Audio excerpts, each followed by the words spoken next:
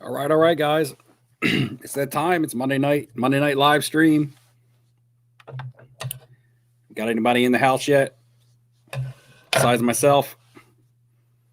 We'll should be having a guest come on later. Expecting Dustin from the Personal Finance Dad.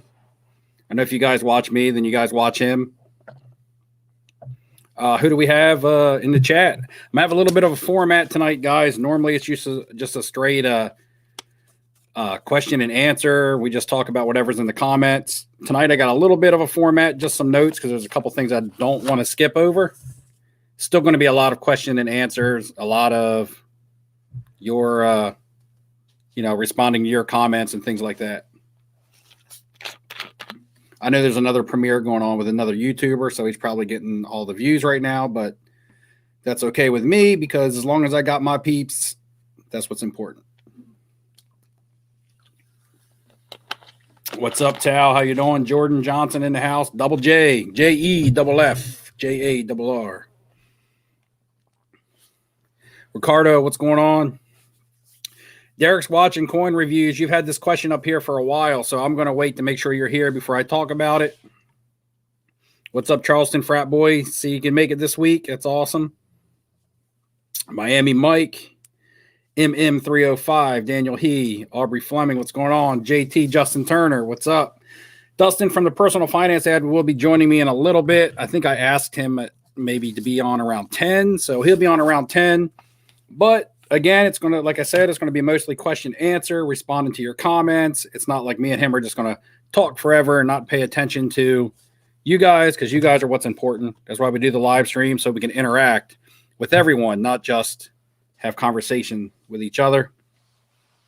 But definitely some topics I want to hit on this week as far as just going in with zero plan for conversation. I got a little bit of a light tonight, so I'm looking kind of super white and pale, but it's a little bit brighter, a little bit better. I don't know if the sound's any better. I got a new mic. Might sound the same, might sound better. I'm not sure. I still scream because I'm used to having to yell at my old mic. What's up, Scott? Jason Valentine, what's up? Benicio, what's going on? Joel, what's up, man? What's up, Joel? Me and Joel been chatting it up on Facebook Messenger quite a bit about different things, different platforms especially. Actually, right out of the gate, one of my comments that I have that I need to talk about is about Star Stock. Someone else has already left a comment, but I want to make sure they're here before I answer their comment. And that comment's been posted since like 9:30, since before I even went live. PSA Slab Guy, what's going on? Base card collector. All right, guys, so some stuff that I'm going to talk about when Dustin gets on here. We got to talk about the Super Bowl, guys. It's coming up. Less than a week away now. So we got to talk about the Super Bowl. Who's your guys' favorites? Does anybody think that Tom Brady could pull off number 7? Or is this Patrick Mahomes' time? Is it his time to shine? Is it his time to take number 2 and just start building onto his legacy? Is his time now? Or has Brady still got another moment in the sunshine? LT Smash, what's up? Ricardo. A 6-card PSA order, man. Did you get anything? What was the highlight of your 6-card PSA order? Any highlights in that? Was it a quick turnaround, small order, or what's up with that?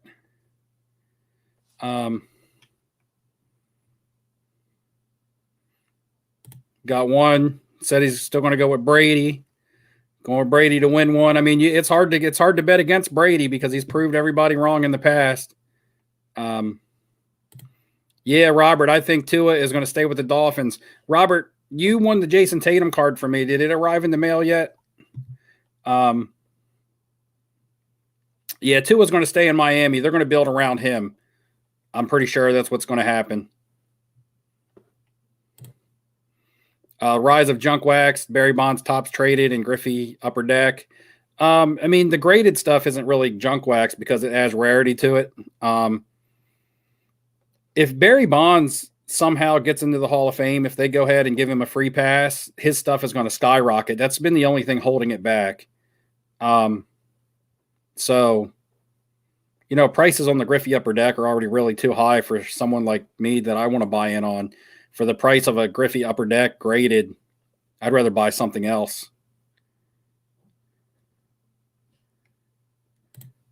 what I think about the Star Stock PSA return. It was super quick. So how long did it really take? I didn't see the numbers on it. Actually, Joel let me know that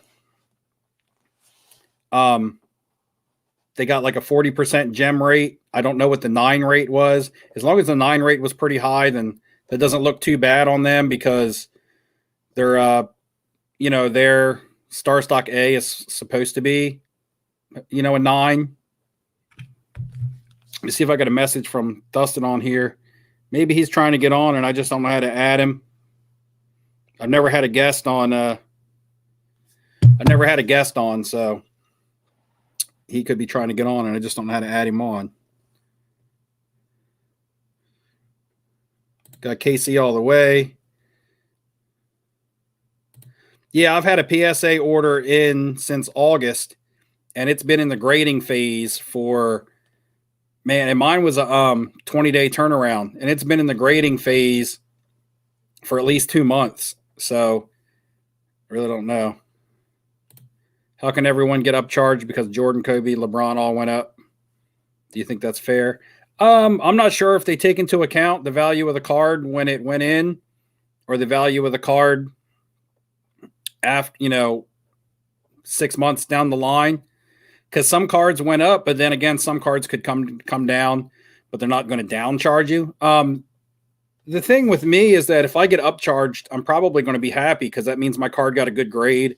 I know it stinks because now you're paying more for your grading fee, but most of the time that you're getting upcharged is because you're getting a PSA 10 on a really nice card. So it's good news sometimes that you're getting upcharged because at least you got a great grade on a good card.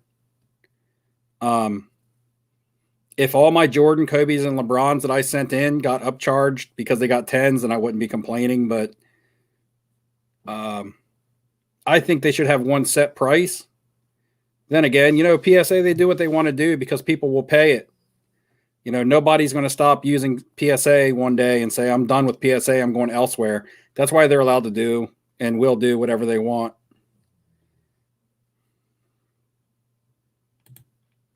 What's my take on exploding card prices, especially from Jordan, Kobe, and LeBron? Uh-oh, guys. Interruption. Stop the presses. Here we go. So here we go, guys. The man of the hour that we've been waiting for. How's it my going, first man? guest. Turn you up a little bit. I just realized, you know what? Right this second, like literally 1 second ago, I realized it was 9:45 and not 10. I thought I was early. Oh, that was okay. I mean, no, that was okay. I just started in at 9:45. But I'm sorry, man. You know what? No, you're all right. That's payback from last time. Yeah, that's payback from last time. But seriously, I did not mean to do that. That was funny. I was like thinking, I've got 7 minutes to go. No, that's all right. I wanted to get in and get everybody warmed up anyway. Then let you take over for the next. Now, my live streams run long, so don't be, if you need to go, that's fine. Because sometimes I'll go long because I'll just be talking to everybody. So right now I have a comment pulled up. Guys, by the way, you know who this is. I don't need to introduce him. He doesn't need an introduction, but I would play the Ric Flair music in the background if I could. But we have Dustin, Personal Finance Dad, in the house. My first guest on the live stream. I believe he was the second live stream I was ever on. So yeah. Awesome, comes full circle, man. Like to have you on one of my live streams now. Yeah. And honestly, I haven't had people on just because I didn't think I would know how to work it. I'd be like trying to pull somebody up on the screen and crash the computer or something. But no, I appreciate you having me, man. I feel like we haven't caught up. Well, we text all the time, but I feel like I haven't talked to you in a little bit. Yeah, we've been doing a lot of messaging back and forth, but we haven't actually, chatted in a while. So, I have a couple things that I want to touch on. I actually made notes for this one when usually I just fly by the comments. Definitely going to be a lot of interacting with the comments. That's what I like to do, but also some stuff that I definitely want to touch on. Let's go ahead and answer what Ed has up here. You can go ahead and talk about that if you want, and then we'll get into some of the notes that I have written down here. Okay. It seems like there's definitely been a big shift. I think, though, part of it is just it being kind of the the first few weeks of the season, the first couple months of the season. I think that there's a little bit of fatigue with all the Zion, Ja talk, and all the the prospects, the Tatums and the Lukas, and I don't think it's that dissimilar to what happens in a typical NBA season. But what I think that will happen is I do think it'll pick up as we get closer to the end of the year and the playoffs start to take shape. I do think there will be, definitely kind of money moving back to some of the modern guys, especially if prices. I mean, if you look at prices, I think like Trae Young is down and Tatum is down. Luka's even kind of affordable for some of his cards now, which is not always the case. So, I think that there's probably some opportunities. I can't say specifically. It probably depends on the card. And I haven't been buying a lot of modern, to really kind of have a good feel. But I understand it, though. I do think that, people, and also, too, I think a lot of people did a lot of prospecting and speculating, and maybe not as much MJ, Kobe, LeBron. And let's face it, I mean, in 2020, Kobe, LeBron stuff, it was expensive. It was very expensive. It stayed expensive. I mean, it's not like there was a great, Steve, we've talked about this before. There's not been like great opportunities to get in on these guys.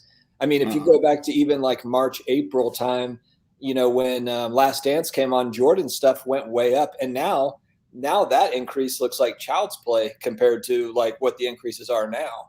You know, so but I remember in May thinking like, man, I want to get some Jordan stuff. But then it was like, what am I going to get though? Everything was so expensive. Now looking back, it's like, oh, well, maybe I should have picked up a few things, but that's just kind of the way it is. We don't know what the ceiling is on any of this stuff.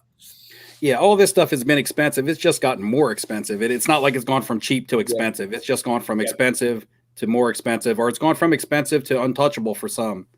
And I agree with the window on modern. I'm waiting for the right time, but I do believe there's going to be some good buys, good purchases on players in the modern stuff.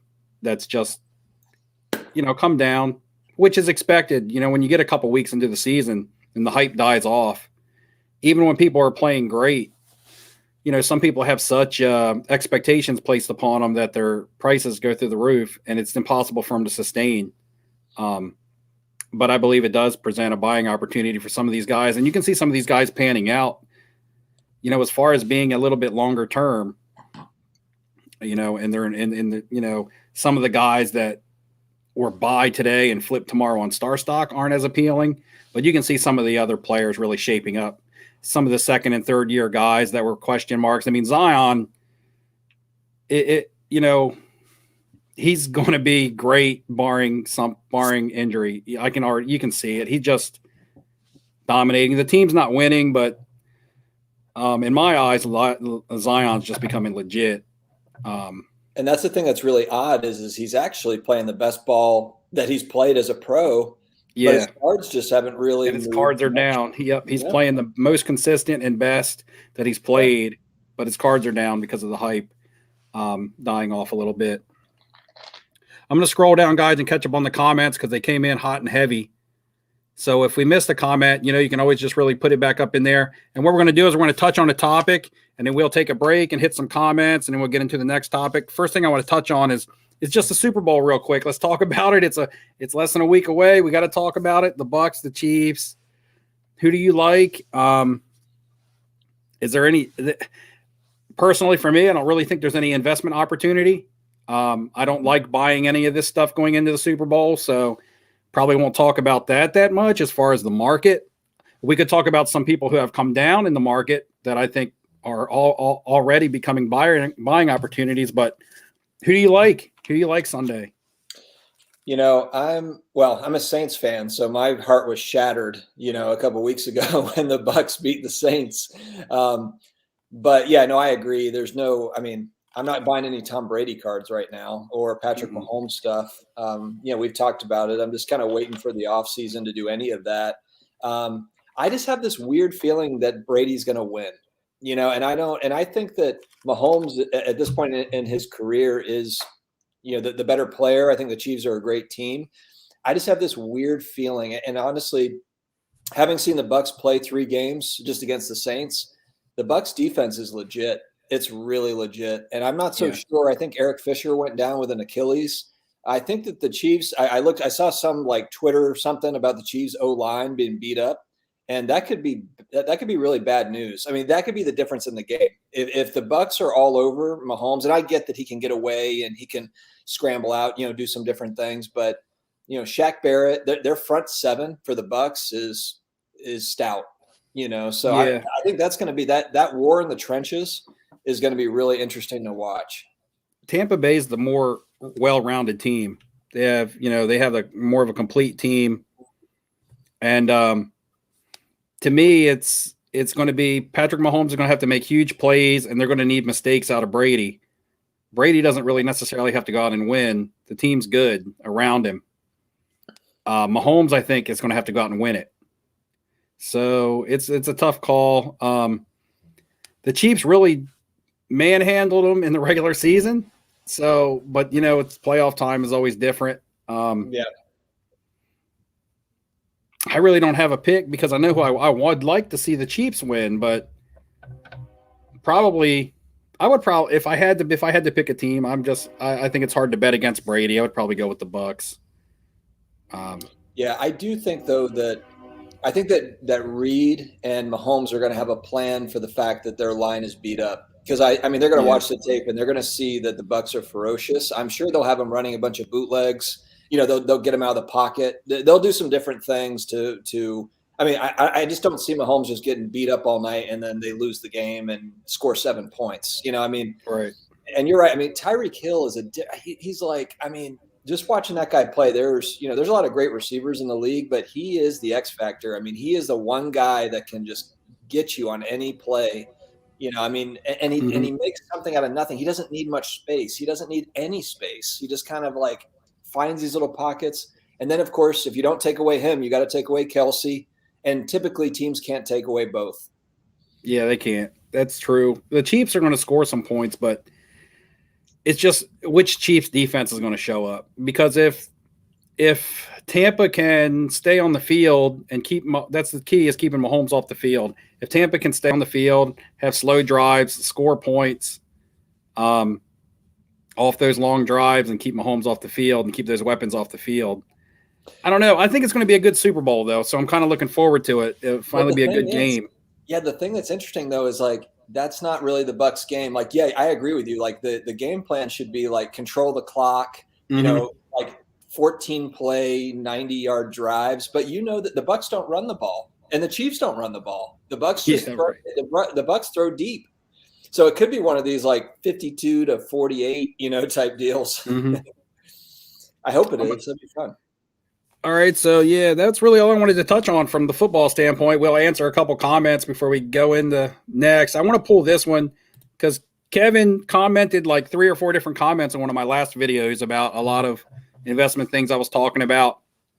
He says, "Why is Porter Jr. still playing limited minutes off the bench?" And I'm going to say you're talking about Michael Porter Jr., not Kevin Porter Jr. I'm going to say Michael Porter Jr. is limited time off the bench because his defense is terrible. He's a good up-and-coming superstar. A lot of people think he's like one of the top 5 guys to invest in right now because his price point is pretty low. I agree because he's a scorer. He's a natural scorer. He's a natural shooter. He's exciting. He's athletic. He looks like he's getting over the injuries a little bit, but he needs to play good defense in order to stay on the court. And I remember in the bubble last year, he was being taken out of games in the fourth quarter due to the fact that, the Nuggets needed some stops. And he just doesn't have his defense is just lacking right now. If he can work on his defense, that'll keep him in the games more. And then more minutes on the court will increase his, just passive running numbers, his rebounds, his points. This is one reason why I liked DeAndre Hunter a lot on Atlanta. He was the 4th pick of the draft. Mm-hmm. He's the man on Atlanta is Trae Young. That's no question. I'm not saying DeAndre Hunter is going to be the guy on Atlanta, but there's 2 guys on the Nuggets right now, Jokic and Murray, who are 1 and 2 there, or 2 and 1 on any given night, depending on how they want to run their offense. They can run it through either guy. And then, there in Atlanta, I liked DeAndre Hunter because I knew that his defense was going to keep him on the court. Their defense is bad, and they drafted him to be a defender. And by being on the court playing a lot of defense, he's getting a lot of looks from Trae Young and stuff, and he's scoring, 20, 25, even had a 33-point game, DeAndre Hunter did. That's what got him on the court over Cam Reddish. So you have to play good defense to stay on the court, and that's what, I think is Michael Porter Jr.'s weakness. I'm not sure, what do you see in him, Dustin, as far as Michael Porter Jr.? Yeah, he just seems kind of inconsistent to me. And I'll be honest, I do watch Nuggets games. I like watching them. I'm a big Jamal Murray fan, and I'm becoming more of a Joker fan too, just because – and I'm not a big Nuggets fan, but I like that young, talented team. Mm-hmm. I think it's kind of like the underdog thing. It's like, in the West, it's like it's the Lakers and everybody else. And I kind of like to see some of these younger teams, take a step forward. And the Nuggets played so great in the bubble, last year, that I'd love to see them, compete and go deep into the playoffs. But yeah, I mean, I don't know what to think about them. It's like the Nuggets have so much talent. I mean, I'm not a massive, bowl guy. I don't have a bunch of, bowl stuff, but he's just another kind of young, talented guy that, shows flashes, on that team. But as far as like buying MPJ cards, I've really stayed away from it just because, I just haven't seen enough. It would have to be something where, you buy and then you're ready to sell like the second he has a 35-point game. Yeah. Because I think isn't that what happened last season? And that's exactly what happened with him. That's what happened with him last season. I've never owned any MPJ cards, so I haven't been following kind of the only time I know he got that spike is when he did have like the 35-point game last year. In the bubble last year, going into the bubble, I bought 3 PSA 10 prisms of his for $90 a piece, and then I sold him a little over $300 a piece because he had really like 2 good back-to-back games that just caused his stuff to go crazy. And I didn't even list him at auction because I didn't want to run the risk of him coming out and flopping a couple nights. So I just put him on buy it nows for reasonable price in comparison to what auctions were ending at, just so I could get rid of them and turn the profit that I could turn on them. I like, like I said, he's the number 3 option there right now. So that's what's going to also keep him inconsistent. If he's not getting full-time minutes because of his defense and he's number 3, some nights he's going to score like he's a number 1, and then some nights he's going to score like he's a number 3 or 4. So, what do you think about? That's what I see in the chat. They're talking about the Joker and Embiid. Yeah, the thing that's like with them, the kind of the paradox is that both those guys are big men. And it's like they're both playing lights out.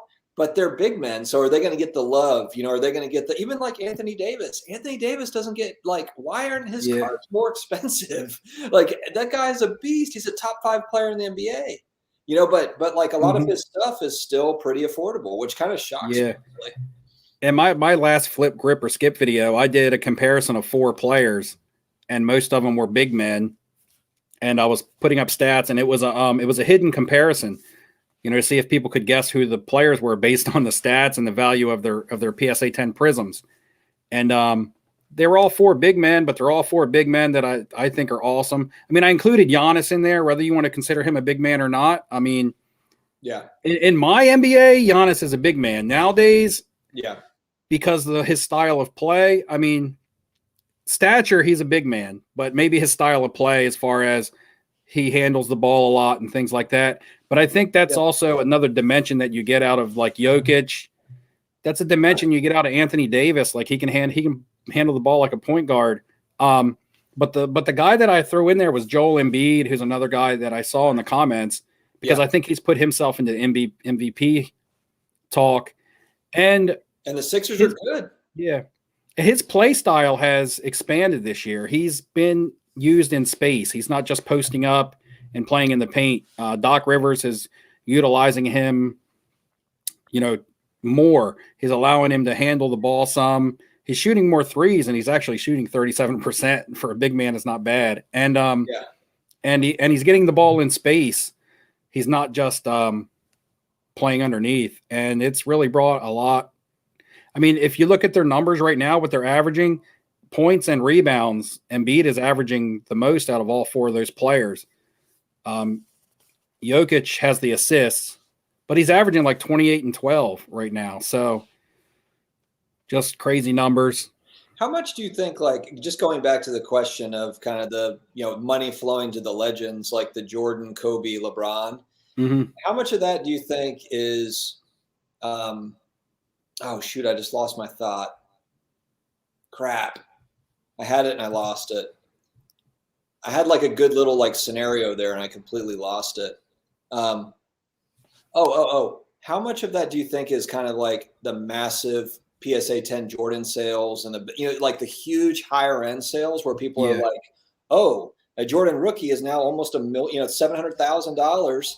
Why am I not looking at like lower end Jordan stuff? Cause that's the next to go, is that like, do you think that is a big, like push outside of them just being legends and being safer because, their careers are established, but I could kind of understand the thinking there. I mean, like if there was, I guess last year there was the Giannis RPA that went for 1.8 million. But outside of that card, what other guys, like young guys? I mean, I know there's been some big Luka sales, but there's not a big like Joker card or Embiid card that's really gone. There's not a $50,000 sale that I know of. All right. So I don't know. Do you think that plays in at all, or do you think that's completely separate? Well, I think it does. I see people when people see a certain card get completely out of their reach, they have to go with what is next in line, affordable for them. Now, with that being said, like I don't think a lot of these really high-end cards are being bought out by a single buyer. We knew the Mantle was, I think, a single buyer, but some of these higher-end sales could be being bought out by people who want to sell shares, or the fractional shares, or it could just be a handful of high-end investors that are like, hey, right. we'll each throw in 50 grand or whatever. Which to me could make me weary when it comes to now starting to buy lower grades that are being drug up by the price of that 10, because that price of that 10 was only drug up by I don't know if it's institutional money, but multiple buyers buying a card as opposed to that card just organically going up in price. So how many of those investment companies are going to pay high dollar for PSA 7s and things like that? They're not. So but think about so let's say fractional share companies are here to stay. Like that's a thing that's here in collectibles and it's not going anywhere. They're going to run out of inventory on that stuff. Yeah. Like, they're going to run out of like the 10. So what are they going to do then? Buy up the 9s and then the 8, like at some point, or package them up, buy, I don't know, 10 Jordan 9s and call that a package. I don't know. I mean, it's going to be really interesting because there hasn't been any history of those companies. It's not like we've got like 10 years of fractional share companies where we can look at like, oh, okay, that's how that went. Yeah. But what if the fractional share companies actually buy and resell? Wonder, when a fractional share company sells a card, who is normally the buyer? Do you think they sell to one buyer, or maybe they sell to a bigger fractional share company? And maybe it becomes fractional share companies flipping to fractional share companies. It could be. Which in essence, the same inventory is just going to keep getting rolled over, as opposed to having to find new inventory. Like say the Jordans that just sold for 700,000 are sold to another fractional share company for 900,000, and then that fractional share company sells them for 1.5 mil someday. It's still the same card. They're not actually having to look for. If the same card keeps getting sold to a new buyer, they're not going to have to hunt down as much new inventory. And I don't, how far are they willing to dip down? It's when it comes to offering a high-end product, that how far in grades are they willing to go? How common are they willing to buy? They don't want to buy base cards. Now, could they buy multiple base cards and offer them as a bunch of base cards equaling one big price? I mean, I guess different scenarios can present itself, but I don't know if there's a lot of enough fractional share companies right now out there to buy up all of the rare inventory to the point to where it's going to trickle so far down to where lower graded cards are going to get pulled up super high. I could see them rising just because people see that 10 selling for that much now. They got to get what they can afford. and that's going to drive the market. But is there an end game for those lower graded cards? Or what is the end game for those lower graded cards? We know that the rare stuff is always just going to always go up. But once the low end stuff gets outpriced for the regular buyer, like me, like myself, who else is then willing to buy it for a higher price? People who can't afford it might just be like, I would rather have 10 shares of a PSA 10 than buy a PSA 8 or something like that, right, which could then hurt the lower graded cards. Personally, I like the lower graded stuff, so hopefully I'm completely wrong on that. Hopefully that stuff continues to get driven up because that's what I have. I'm also into those lower graded cards. So me and you will be fighting over them if no one wants those. All right. So the next thing I actually wanted to touch on was the NBA market, and that's what we've been talking about.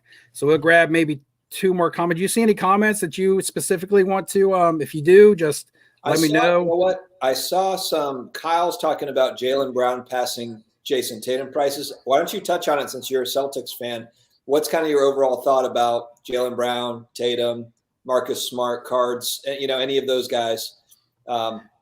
What's your take? Yeah, I can't find the exact comment, but Kyle Trent right here. Here we go. Yeah. Well, Tatum was out with COVID, and Jaylen Brown became the man there. That was temporary. As soon as Tatum come back, I think the last 2 nights, I think he's outscored Jaylen Brown. If I might not be 100% correct, but he's the better all-around player. He's the more exciting player. Jaylen Brown scores points, but not quite as exciting as Jason Tatum does. I like both players. I'm a Celtics fan, so this is not me being biased towards a player because I'm invested in them. Because actually, I don't have a whole lot of shares of either player. I just from the eyeball test, Tatum is just more talented when it comes to handling the ball. He's better in the clutch. Jaylen Brown shot the ball horrible in the bubble last year. And if I want somebody taking the game-winning shot, I still want Tatum taking the game-winning shot. Yeah, so, I agree. I haven't been really speculating on some of these younger guys lately, but if Tatum's prices continue to, if they are coming down, I'll be watching that closely because I like Tatum long term. I don't think I think he's got a good solid at least 5 years in front of him. So if his cards come down far enough as rookies. And I see the guys in the chat talking about Marvel stuff. Guys, on my list, we are going to get to some outside the box talk. We're going to talk about some Marvel and Star Wars and all that. So make sure you're saving all those comments for when we get there. We're not going to spend. I brought a few Marvel cards too. Yeah, we're not going to spend super long time on these topics. We're just going to touch on a couple of the topics, and because I do want to interact a lot. So we talked about some of the NBA market. I'm sure we'll talk about it more just passively through comments. Let's touch on NBA Topshot real quick, just because how can't we? I haven't been a big pusher of it on my channel. I don't talk about it a whole lot. I have talked about it maybe twice, just because I don't think there's I think you love it or you hate it. I don't think there's much gray area there. People are really either completely off of it or head first into it. I think it's I think it's an investment opportunity. I know, and my knock on it is the same knock that everybody has. Well, I can't collect it. I can't hold it. It's not tangible. However, my thing that is when I put out videos with Topshot in it, they're investment videos. And that's what I say. These are investment videos, not collecting videos. And I get a lot of comments from collectors telling me how much they don't like it. But I'm talking about it from an investment standpoint, not from a collectability standpoint. Or as a collector, because to me, I prefer tangible over digital.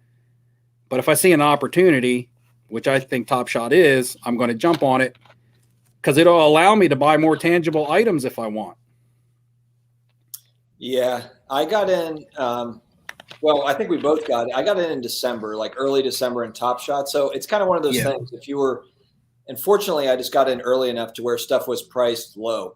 So I got in at a time, like if I heard about it today, I wouldn't get into it. It's just, everything's expensive on the site right now. Now, being expensive is relative, of course, like, maybe it will be higher later, but when anyone asks me about it, it's kind of like, when people ask me about it, I'm just kind of like, look, it might be for you. It might not be. And it's brand spanking new. It could be gone tomorrow. I basically sold off enough to where I covered my initial investment on it. Right. So if it all goes to zero and everything falls apart, I'm fine. But I also wanted to be in on it in case it does, do some crazy Bitcoin thing. I wanted to be attached to it in some degree. So here I'm getting this. This is the same one we're getting from multiple people. This is the one that you see all the time. I can watch it over on YouTube. You feel it's a fad. Topshot. I can just watch the video clip on YouTube for free. Yes, you can watch it. So can I. I can go and I can watch it. I can watch it over and over again, but I can't buy it and I can't sell it. I can't buy a YouTube clip and sell a YouTube clip. It's early adoption stuff. I mean, when people were riding around in horse and buggy and someone, talked about the automobile, everyone probably thought that was crazy. And I'm not saying that that's what this is, but my point is in 20 years, there might be all sorts of different digital asset type things. And we look back on this and we're like, oh, okay, well, that's kind of the start of when that started to happen. And a lot of the thing that got my attention with it was, number one, it's licensed by the NBA. There's a lot of huge investors in it. Secondly, though, the piece of it that really interests me the most is the video game piece of it, where they're developing a video game. Mm-hmm. The moments have some sort of utility possibly down the road with the video game. And then I was also reading about how I didn't know this because I'm not a gamer, but I guess people spend a lot of money on add-ons and upgrades for like Fortnite and all these kind of online games. And this is kind of in that same vein. This kind of eventually could be kind of in that same world. So, it could be absolutely nothing. It could go away. It could be a fad, as Michael says. It very well could be. But it was just something where there's all these kind of moving parts where I was like, I think it's worthwhile. But like I said, I got it in December. If I was looking at it today, I wouldn't be getting into it. Right. It's kind of late. Like, for instance, I saw, okay, guys, and this says, why do I need to buy and sell something that's free? I don't know what you're talking about is free. You can't buy something if it's free. So he's, I guess, talking about a clip. What I'm saying is, if you can watch as many highlights on television or YouTube or what you want. I do all the time. I watch top 10 plays of Lionel Messi all the time because I love watching soccer highlights. But I can't buy that Lionel Messi clip and resell it. Okay, so I sold a Donovan Mitchell Topshot today for $450. I didn't remember what I bought it for because I got in the very beginning. I scrolled all the way back through my transactions and found that I bought it for $4. So I bought it for $4. It said a month ago, and I sold it. I sold it yesterday for $450. So I'm selling a lot of my stuff and I'm holding on to some of it, but I'm selling a lot of it because it's an opportunity to make money. That's why you buy it and you sell it, to make yourself money. It's hard for me to explain. I don't really want to argue about the whole YouTube clip thing because and honestly, everyone's entitled to their opinion. It might not be for you. It's okay. It's not like we're not. It doesn't matter to us. I know it doesn't matter to Steve, and it doesn't matter to me. It's like it's one of those things. You might really like it, and you might really not like it, and that's perfectly okay. Right. And you don't have with me, I'm not saying I love it, but it's an investment opportunity for me to make money. I mean, I could pull up my Topshot account right now and then show you the amount of money that I've made off Topshot and what it's allowed me to buy in tangible items. I prefer tangible items, guys. Don't get me wrong. I'm not saying it's the digital world, screw cardboard. What I'm saying is it's an opportunity for you to make some money and do what you want to do with it, whether that's pay off bills, go on vacation, buy yourself tangible cards like I've been able to do. I was saving this card for a video.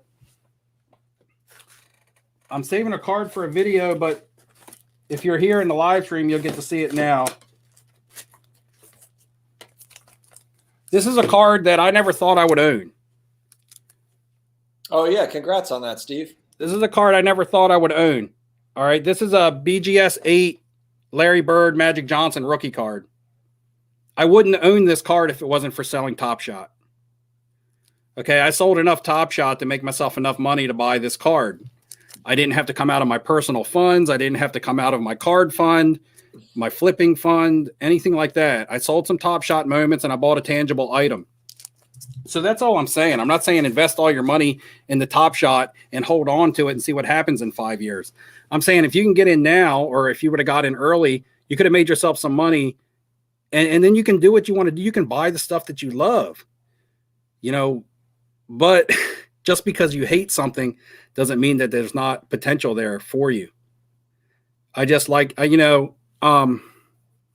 just want people to be in the community, be successful, and be able to make some money and buy the things that they like. That's why sometimes I might sound bullish on something. I don't know. Like you try to be helpful, but you see where people are like, but the potential because you've lived it. Like I know that there's an opportunity here. I can show you that there's an opportunity here, but yeah, you just got to be open-minded. I was really closed-minded to the beginning, and it was actually a really good decision that I made. But yeah, it like you said, if you're in early, it's tough to get in now because stuff has gone up. But like with me, I got in early. I sold some moments. I bought a couple cards that I really wanted, and that I wouldn't have bought that Larry Bird because I only buy cards that I think that I can resell shortly. I never justify spending big dollars on a PC item, but I could justify it this time because this Topshot money kind of came out of nowhere. And we won't talk about Topshot that much more because I'm not affiliated at all. I actually turned down an affiliation so that I could speak honestly about it because there are cons about Topshot. The website is a whole nother animal. They're working on it and it's tough and things like that. But let's there's a long way to go with it for sure. Yeah. Let's check out some more comments here. And it doesn't have to be about Topshot, guys. We can talk about whatever you want to talk about. We were to talk about a little bit of baseball. I know you're not really big on baseball. I'm not either, but we can touch on it a little bit in a couple minutes after we take some comments. And I want to talk about a video that someone put out the other day too. Oh, okay. Let's see what do you got here. Let's see. I'm just going to pull up random comments and read them. Steve's one of the realest people on YouTube. He really does want everyone to prosper. If you listen closely, he will lead you to the promised land. Guys, that's a lot of pressure. But like I said, I just, I'm just saying you don't have to like something. Sometimes your heart can get in the way of you making money, and it can also get in the way of you like losing money. So, I mean, I know people who bet with their heart and they lose football wagers every week because they bet with their favorite team because they won't bet against their favorite team. And so they lose because they bet with their heart. Sometimes when you dislike something, you just got to still have an open mind to it because there may be an opportunity there for you that you might miss. Let's get a soccer question. Soccer wave will return. and World Cup are inbound. Sean, I know Sean likes soccer. You got any thoughts on soccer right now, man? I'm excited for the Euros. I think I'm ready for kind of like an international tournament. I've watched some Premier League. My sisters are big into Man U. They're big Man U fans, and then they're also. And I didn't even know fantasy soccer was a thing, but they have they're in a fantasy soccer league, so they're like, oh man, they're following all the games. I'm like, what the heck are you guys doing? And I didn't know there was either. Yeah, so they have all these strikers on different teams and everything. I'm like, what? I didn't even know that was real, but. So, yeah, I mean, I've been watching some with them. I enjoy watching the game. There's just been so many here. My problem is, I don't know. I just need more money to buy cards with. I think that's the real problem because there's just too much I want, there's modern guys in basketball that I'd really like to have more of. But then there's a ton of vintage football and basketball that I want constantly, so then it's like if I'm going to buy soccer, and I do have some soccer, I bought a bunch of Harry Kane stuff because my mom. I'm British. That's a good buy right now, man. Harry Kane's playing lights out. Harry Kane's playing awesome. Yeah, he's had a great run with Tottenham, and so I mean, I've got some soccer cards. Is he leading the Premier League in goals and assists? or is he maybe second in goals and the lead in assists? I mean, I remember when the season started, like the first game, he had like 5 assists to Son. Yeah, because Son was leading the league in goals. Yeah. But now I think Kane has passed him and might be tied with Salah for the league lead in goals, and he has the league lead in assists. Yeah, Kane, he's been a machine. So I bought Kane stuff because I was pulling for England and in international tournaments, and then I've got some Bruno Fernandes stuff. I've got some soccer cards, but I'm not buying any more right now. I'm just holding. Lead you to the LeBron 10 Chrome Refractor. Hey man, if I could get there, I'll take you with me. Thoughts on Vegas Dave prediction of a rookie base card crash in 24 months? That's a big time period to say something's going to happen. That's a long time. That's forever in the card world. Anything can happen in 24 months. It's probably going to not crash, but it's going to fluctuate multiple times in 24 months. Well, if this is just someone, I'll be buying a lot of stuff if it crashes. So here's the thing. This is someone putting an idea out there, and if it happens 2 years from now, they're going to pop up out of nowhere and say, hey, I told you so. Here's my I told you so moment. If it doesn't happen in 2 years, everybody's like still in a positive mood, and they're going to even completely forget about that this statement even happened. So isn't a no lose situation. Basically, 2 years from now, he's either going to pop up and say, I told you so, or nobody's going to remember this comment was made. Yeah. Pretty much it. I feel like a lot of people like that just want to go on record to say something like, oh, see, I told you the market was going to go down. It's like saying like, oh, I told you the stock market was not going to stay at all-time highs. Well, yeah. Anything. I mean, of course, nothing's going to stay. And Vegas Dave has got tons and tons and tons of followers and this, that, and the other, but anything to take people's mind off the fact that he spent millions of dollars on Derek Carr cards, he'll probably say to make you forget about his Derek Carr collection. Because I'd want to forget about that. Yeah, same. But I'm not in the I don't want to talk about other people in the hobby or anything in a bad manner. I just don't like it when people put out bad info or try to influence people in a bad way. It'd be negative. Yeah, I don't like extremes, whether it's cards are going to go up forever or cards are going to crash. It's kind of like, it's probably going to be one or the other. And if it crashes, then that's a great buying opportunity for me, in my opinion. I'll be buying a lot if it crashes. Is this still a Topshot comment? Is this old? You can download it for free. Yeah, but you can't sell it. You can download it, and it takes up space on your hard drive, and that's as far as it goes. I tell you what, nothing gets folks fired up more than NBA Topshot. Yeah, I know. That's why I didn't want to talk about it too long, and that's why I don't talk about it in my YouTube videos, because it's polarizing and whatever. And I'll sit back and I'll collect, and I'll buy cards that I really like, and I'll have stories to be like, hey, I capitalized on Topshot when it was hot, and I bought Larry Bird, and I'm in the process of buying a Jordan. That's kind of a secret, but it will be maybe a week from now, maybe not. Depends on if I go through with the sale or not. Jordan rookie? Yeah. So we'll see. Nice. Kind of waiting for that for a video. Can I buy a fractional share of it? You want to see me take on Vegas Dave in a last man standing match, like a wrestling match or something? No, I don't do anything like that. I don't have anything against Vegas. I don't even know Vegas Dave as a person, and I've only watched one of his videos, and I didn't really make it through the video just because it wasn't my style. It wasn't for me. It wasn't helpful, really.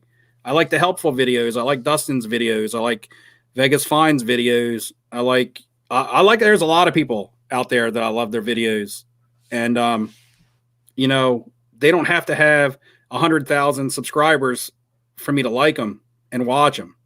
Actually, most of the time, your better content is coming off of us because we're real and we're not just telling you stuff for the sake of viewership. For the sake of having something to say, like a shock jock, like Howard Stern is just going to say something crazy to get everybody to listen to his radio show. Vegas Dave is going to say something crazy so that you'll tune in to see what crazy shit he has to say next. Yeah, Charleston Frat Boy's got a good comment there. The MJ 88 All-Star card. You know what? You know what's funny about that card? Do you see that comment, Steve? It's 1035. Yeah. So yeah, so that's kind of what happened. I was looking in December. I was looking to see like what Jordan cards can I get in on? Like what can I afford, to get? And I was just looking at, I'm not a huge fan. Well, first off, 87 Fleer, the second year is pretty expensive. And the sticker, I don't. So real quick, I don't mean to cut you off. Oh yeah, go ahead. This has something to do with your story. So while you're telling your story, I'm going to open this. This is one card that came in the mail, and it came from UPS. So it came today after I left for work because my postal mail comes early. So you can continue to talk about the 88 All-Star. Yeah, so I was trying to figure out where is a price point that I can get in on, and that 88 All-Star card just popped out at me. I remember it as a kid. I could not afford it. The funny thing is when you're, in 1989, very few people were spending, a couple $100s on one card because cards were printed so much that you weren't spending a couple $100s on one card unless it was a Michael Jordan rookie card or something like that. But yeah, that one stuck out, and you're exactly right. That dunk image is the best looking. I think it's the best looking 80s card that he's got outside of his rookie card. Yeah, it is. I love that card, and I don't have any. I got to it a little too late. It's gone up in price. You were way ahead of the curve. You're way ahead of me on that All-Star card for Jordan. Look at this, man. This is one card packed in here. Wow. I know. Nice. Spare no expense. They weren't. But it's not even that exciting of a card. I did buy a Jordan when you were showing me that you were buying the All-Stars. I remember I messaged you and I was like, man, I'm thinking about buying a Jordan. This is kind of my budget on what I want to buy. What do you think? And then I said I was interested in like a PSA 8 second year, 87 Fleer. And that's what I ended up with. I didn't get any of the All-Star cards, but I was looking at that. I've been looking at the 80s basketball. I was looking at the card in the comment here, and that is an awesome, awesome picture. That's probably one of the best pictures he has on any card, like you said. And the more and more I look at that card, the more it doesn't get old. Like the first time I saw it, I was like, man, it's an awesome card. And then like the 10th time I saw it, I was like, man, it looks even better than the first time I saw it. And I don't own any of them. And even the PSA 8s are getting up there. Anyway, out of this package is an 88 All-Star, but it's of Larry Bird. Yep. I love that card too. Can't really see because of my glare. Is it a 9 or a 10 or what's the? This is a 9.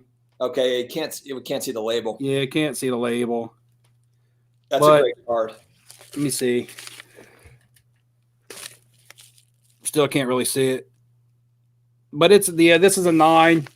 I think a lot of the photos on these All-Star cards though are pretty good. Like this is an action shot of him, The Barkley action shot is pretty cool. I mean, I don't know if he's falling down or what he's doing, but yeah, he's kind of like got his arms up, like yeah. But yeah, I grabbed this one because I've been looking at. I was looking for the Jordans, and same story. The Jordans, the Magics, the Birds. I don't look at Barkley as much, just not for any reason. Not that I don't think that he's worth buying because he is. He's still relevant. I just tend to limit my searches a little bit, or I'll buy everybody. I would probably buy Kareem Abdul-Jabbar stuff before I would buy Barkley. I really don't know why. I don't really have a reasoning behind it, other than that if I had to choose like 4 people out of the 6 in that era to buy, it would be those 3, and then Olajuwon and Barkley would be there. But for some reason, Jabbar just strikes me as being a good investment, no matter what you buy of him. While we're on the 80s basketball train, I'll go ahead and show a few of I'm going to see if I can do this without the glare too, but these are 3 Olajuwon 86 sticker rookies. Mm-hmm. And I've got a couple more of these. I think I have 5 total, but they're 6s and 7s. I don't think I have an 8 of this card. They're all 6s and 7s, but the reason why I did that is because like the 6s, when I got these maybe a month ago, the 6s were like $120, and then the 7s were like 180, 190. But like if you look at like a Jordan sticker 6 rookie card, it's like $1,800 to $2,000. So I'm like, and I get that Jordan's the GOAT, I get it, but this is the only other like big rookie card in that 86 Fleer sticker set. You know, you've got like Bird and you've got the Magic and you've got, you know, some other, you know, you've got Hall of Famers in there, but that's a big time Olajuwon card. And that price point just seemed weird to me, you know, especially considering. And that's another thing I learned from one of your videos when you were talking about those, and you actually said that there wasn't a Barkley in there, and that hit me. I was like, there wasn't a Barkley in there. He only has the 86 rookie. He doesn't have the sticker. And I, for some reason, always thought Barkley had an 86 sticker. And until your video, you actually made that a point to mention that. And I was like, dang, he's right. There is no Barkley in that sticker set. And then when you look, and that's probably why Barkley's rookie card is expensive, because there's not like that sticker option for him. So it gives his, and then that photo of him, that Barkley dunk on his rookie card is pretty cool too. I like that Barkley. Cool. But yeah, I'd rather have Hakeem than Barkley just because of the championships and the petty. Like he's probably some say he's the best center of all time. I know there's a lot of centers in that mix of, you know, but we're talking like top 10 center of all time with Hakeem. And then when you see like cases of 86 Fleer going for $2 million, and that was 6 months ago before Jordan rookies were selling for $700,000, it's like, I don't see 86 Fleer really going down in value. I mean, like, or at least, you know, I'm not losing my money on it. I don't feel like. I feel like it's a fairly safe bet. Oh no, hold on. I'm going to have faith in the hockey cards and snag Eric Lindros. Man, I don't know about Eric Lindros. I was a Flyers fan in the mid 90s when they had the Legion of Doom and the Broad Street Bullies and all that. And I was big on Lindros back then. He had a short, solid career. He got injured a lot, but man, he's also junk wax, man. I don't know what his legacy is. And I'm a Flyers fan. So maybe that's a joke. Maybe you're going in on Lindros, but I don't know. I would tread lightly on that. We see a couple comments of Worthy gets no hobby love. I had Worthy in a video, and it might have been 2 months, could be 3 months ago. I was buying his 86 Fleers next to nothing, even in PSA 9s. And because, of course, there's going to be a Magic documentary. I think he'll be the least person to benefit from it, and I think he'll be the least person with longevity out of it. You know, if it's anything like The Last Dance, you know, everybody from that era blew up, especially the players on the Bulls.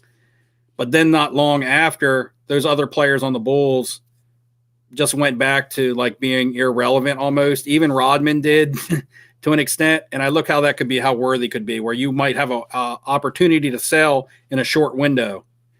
Because even though they're great players, there's lots of great players in every era, but those people got to transcend the sport and they got to carry into the next era. You know, you might have 30 really, really good all-star players across a 10-year span or 15-year span, but how many of those 30 players are going to carry into the next era once they retire, still remain relevant in basketball history? Maybe 3 or 4 if you're lucky, and then you're going to have a whole new grouping of people who become relevant, and it's just going to be a repeating cycle. And certain guys are going to always carry over and become part of basketball history. And also, as people enter the new top 25 of all time, that means someone's getting pushed out of the top 25 of all time. So say who is number 25 all time on someone's list right now, and then someone else establishes himself as an all-time great. Does that person fall out of the top 25? Or is that just a mental thing? Is that piece of paper list of the top 25 players, which is always going to be subjective, or, you know, always going to be argued, especially when you're on the fringe. But speaking of, so Fire Sports Cards just made a comment. No one talks about Bill Russell. The guy has 11 rings. I have a question on that. Because obviously, like, the rookie card is out of reach for me anyway. Does he have, like, I have not seen a lot of his second year, third year, fifth year, or whatever. Does he have a lot of that? Like, does he have 60s basketball cards? I don't know. I'm not sure. But there's a handful of guys from that era. People don't talk about Wilt Chamberlain a whole lot either. Those were kind of the guys that those two were the two clashing back then. It was Russell versus Chamberlain, just like you had Magic versus Bird. Jordan came in. There was Jordan versus everybody, because in that mid to late 80s eras, there was tons and tons of superstar rivals for Jordan, and he knocked all of them down. That's what makes him the GOAT. There's so many Hall of Famers from that era that don't have rings. And the reason that they don't have rings is not because they weren't on good teams, didn't have good support, weren't great players. They don't have rings because they played against Michael Jordan. Yeah. Yeah. No, that's a great point. And that makes me think too about Will Chamberlain. I haven't seen a lot of his other cards either. I mean, I know about 61 Fleer rookie card, but and that makes me think I want to get on eBay and start searching if there's other cards of his. I'd like to find them. I'm all about vintage cards, second year, third year, fifth year of guys like that. I'm all for that stuff. Yeah, the old cards. Yeah, the old cards I love. A card that's on my list right now is I'm eventually going to get a Lou Alcindor 69. I just don't know what grade I'm shooting at yet, but I got to have one. Now that I got the Bird Magic and I'm in negotiations for a Jordan, the Lou Alcindor is right there next on my basketball list. I've got a Pete Maravich rookie in a 6, and I'm kind of wondering, like, so it's almost like I'm going to hold on to it, but I was thinking, like, if there's a PSA 10 that gets bought up for $1 million, one of these crazy sales, I'm just curious to see if my 6, goes up to some kind of crazy amount. but it's like the only card I've got. I've also got a Jim Brown rookie card, but it's in a 3. But Jim Brown, it's just football cards don't get the same sort of love, as basketball. But the Jim Brown rookies have gone up too. Yeah, and real quick with that, I want to segment over into baseball. Just real quick, guys. I'm not going to talk about baseball very long, and we're definitely going to come back to basketball. But the thing is that with this run, and this is a question that I have for you because it's something I've been thinking about. With this run on not just 80s, but 90s basketball players, mid 90s or late 90s or early 90s to mid 90s and things like that, can you see that run carrying over into other sports like baseball or football? Are we going to see the rise of, some guys from the 90s baseball era? Are we going to see the rise of some football players? I believe we're starting to see the rise of players like Troy Aikman. I believe his Topps cards or rookies in a PSA 10 are really starting to go up. And Troy Aikman's a guy that really hasn't gotten huge fantasy love considering he's a quarterback. I'm wondering if this is from basketball is trickling over into other sports or if it is going to trickle over into other sports. Oh, you mean kind of like that, the 90s, some of the junk wax era stuff? And I'm wondering, like with baseball, okay, everybody right now is buying up Soto, Tatis, Acuna, just like everybody was buying up Ja, Zion, Kobe White, all the guys that they were prospecting going into this season. The same thing's happening in baseball. A month into the baseball season, are we going to see a drawback on these guys? And are we going to see an influx of purchases of guys from the 90s? Yeah, no, that is a good point. That's a really good point. I wonder too, is there a lot, and I'm not a baseball card collector, so I just don't know it, but yeah, I mean, is there a lot of like, especially like 95 to 2000, maybe kind of like post junk wax a little bit, kind of like where the PMG basketball cards are there, rare inserts on the baseball side like that? I just don't know. I don't know enough about their products. Yeah, I don't know enough about baseball. One player that I have invested in quite heavily in the off season, his prices are really starting to go up, and I've talked about Albert Pujols a lot. I believe with people going back and looking at guys from the 2000s, not just LeBron, but looking at Dwayne Wade stuff going up, Carmelo Anthony stuff going up, Allen Iverson in 96 coming up now with the Kobe's going up. I think because 2001 is the Albert Pujols. I think people are starting to look into Albert Pujols and Miguel Cabrera stuff and realizing that these guys are legends that are about to retire, and they're starting to catch up on their careers and realize what these guys have done. I've seen prices because I know the cards that I own of Pujols and I know what I bought them for, and now I'm seeing the market on them now, and I'm like, well, I'm out as a buyer now. When do I want to become a seller? I know that like pitchers don't. I mean, I shouldn't say I know because I don't follow the baseball market, but what I've heard is that pitchers don't get the same sort of love as hitters. But when I think about the 90s, like it's hard to not think about like the Braves bullpen with like Glavine and Smoltz and Maddox. Maybe all their rookie cards are junk wax era stuff. I'm assuming that's probably what the deal is. They were probably printed like crazy. but I wonder if that sort of stuff, people remembering like the good old days of their team, like the Braves or, some of those good 90s teams, Yankees teams or whatever. Yeah. I don't know. Let's see. Pujols. A lot of people talking about Pujols now. So I guess it is a thing. That could be why, people are starting to, if people are talking about him in my comments and I'm not a very big channel, then I can imagine what the masses are doing as far as talking about him. He has a legitimate shot at 700 home runs, which means there will be all kinds of spotlight, all kinds of media attention around that. It won't be this year. He has to hit 36, 34. Where's he at? 664 or he's almost 40 away. And at his production level in the end of his career, he's not going to get that in a season. This COVID season really hurt him by having limited games because he could be chasing it this year, if not for the limited games last year. But if he holds out for 2 more years, I could see it happening, but I'm not sure. But yeah, I think junk wax applies more to baseball than it does a lot of the other sports. I think baseball was the one that was most produced. Yeah, that's actually a good point. People were, that's what's so funny and ironic is people were collecting way more baseball, not football and basketball. And maybe I remember when there was no football or basketball Beckett Price Guide. I remember when it was just baseball. And I remember when those first issues came out and the first listings of like an 86 Fleer Michael Jordan and the first listings of like an 88 Topps Bo Jackson or 84 Topps set Marino Elway. That was the set that I chased. But so yeah, baseball's been around longer. And I think, if you look at 87 Topps baseball, it is junk wax, the definition of junk wax. But if you look at 87 Fleer basketball, it's not necessarily, the definition of junk wax. So I guess that's where your difference is between the sports. Baseball was way more mass produced. So it's tougher to find some of those legends in a good rookie card, unless it's graded. Or you get the Tiffany, Tiffany is like a parallel before parallels existed. But, that's what makes those a little bit more collectible.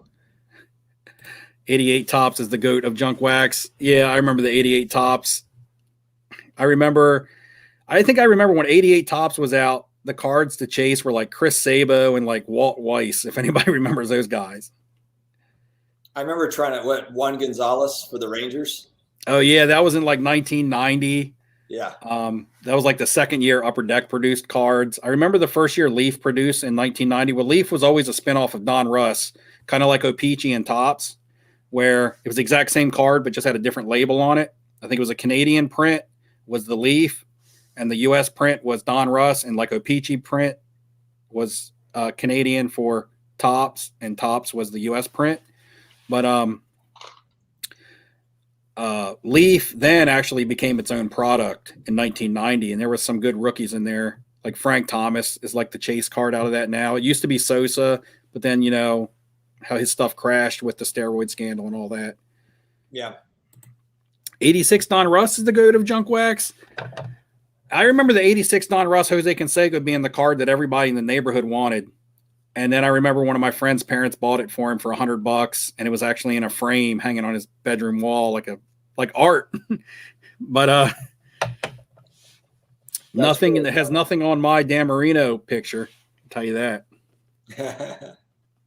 All right, so we weren't going to spend a lot of time on baseball. Let's get back over into some. I want to talk about, and this will also have us touching on everything. Gary Vee put out a video, I think maybe 2 days ago. Did you watch it? Which one are you talking about? It was more of a people were asking him, this is overrated, underrated type video. I did see that one. Okay. Now I'm not going to be a Gary Vee basher or anything like that. I know one of your highlights is you were on T with Gary Vee, and that's a proud moment for you. And it would have been for me too. It would be pretty cool just because, okay, before I say anything about this video, I do want to say as a whole, I don't think Gary Vee has been bad for the hobby. Anybody who puts as much attention on the hobby that he does is going to help the hobby. Anything that puts it mainstream, gets eyes on it, is good. Now, I'm going to critique a couple things, or I may not agree with a couple things from his last video, but I'm only flipping Steve. I'm not Gary Vee, so it's not like that many people are going to hear this. Okay. Somebody that's as influential as he is, and I know it's tough when you want to speak openly about the hobby because you love it and you enjoy it when you're so influential. I guess it's like becoming a celebrity and then complaining that you're a celebrity because you can't go out and eat dinner with your family. So he's become so influential, but he still wants to be able to speak freely and not be influential. I do like the one, and now I don't know if you noticed in that video, but he was talking about what he's got. Like he was really transparent about the cards he's got, which is something that's kind of a thing that he started doing recently, which is helpful. I think that's good because it kind of just shows like, hey, this is what I've got, transparency. But what didn't you like? So, okay, anytime that Gary Vee says something is overrated, people are going to all of a sudden stop buying it and start dumping it. Anytime he says something is underrated, people are going to buy it.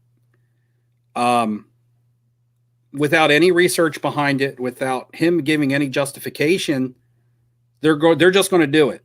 That may not be his fault because people maybe shouldn't put as much stock into what he says as they do, but that's just the nature of the beast. People are going to do it. He also came off like when people would ask him about a card, he would have to ask that person, what's the pop report on that card? So he was trying, he wanted to justify some of his answers through pop reports. But to me, someone doing research in the hobby should know their pop reports without somebody having to tell them. And again, he's got too much going on probably to handle all this stuff. He's probably got a lot on his plate, but he's made himself a member of the hobby community. He also talked about, there were just some contradicting things in there. He talked about not liking the Zion Prism rookie card because of pop reports. He thought it was overpriced because of pop reports, but he thought that the Luka Prism was fairly priced because of the pop reports, which doesn't make any sense to me because both of them are about in the same place in their career as they can be.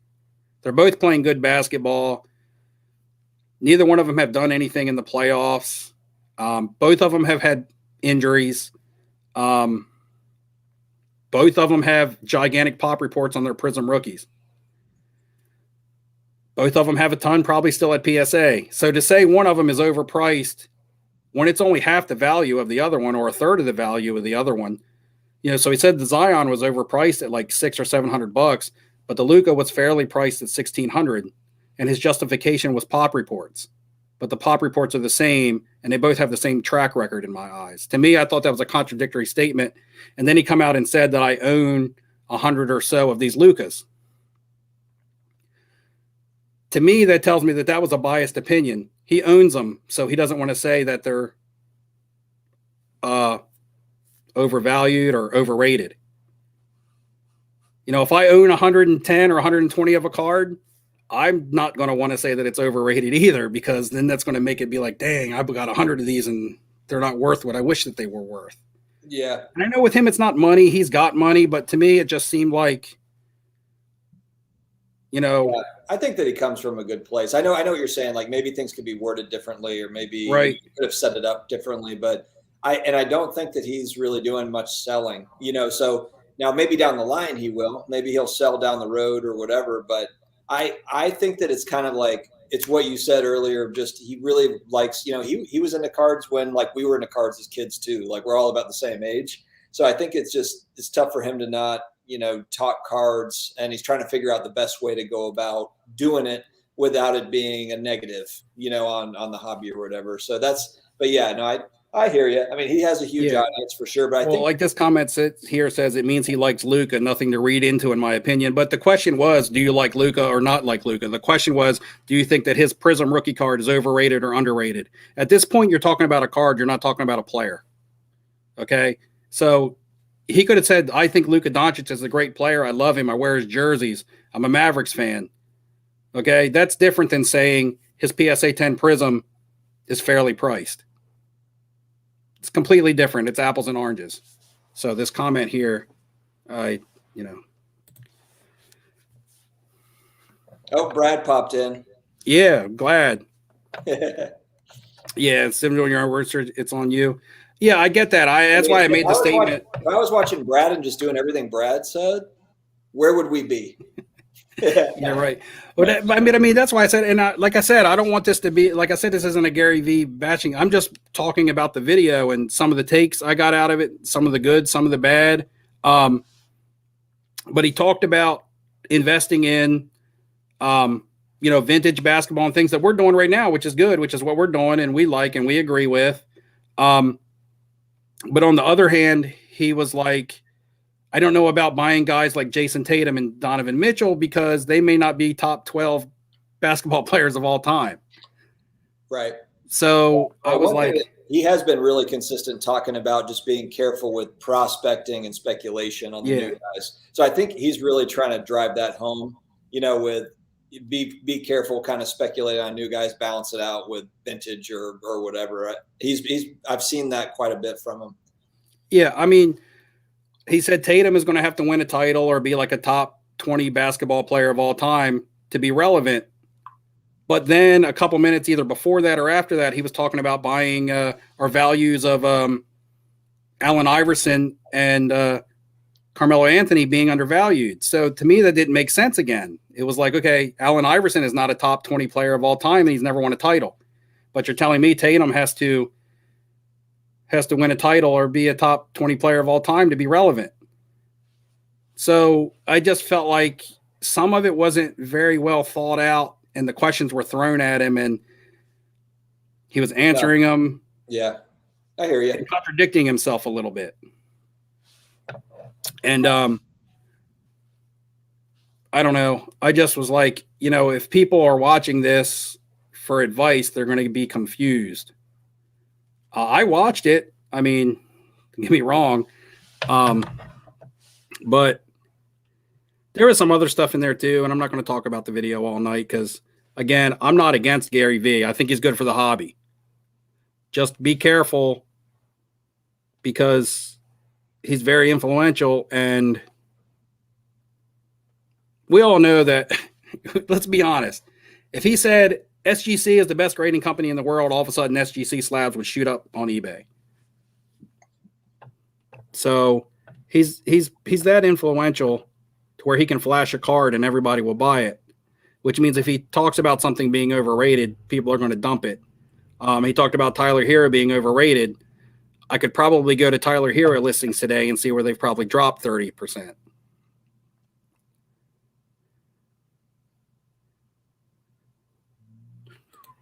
Iverson has a greater reach and culture than Tatum at this point, though, right? I don't know. It depends on who you're targeting. I mean, I know Iverson because I got to watch him play, but anybody born in the year 2000 and is 20 years old probably knows Tatum more than they know Iverson.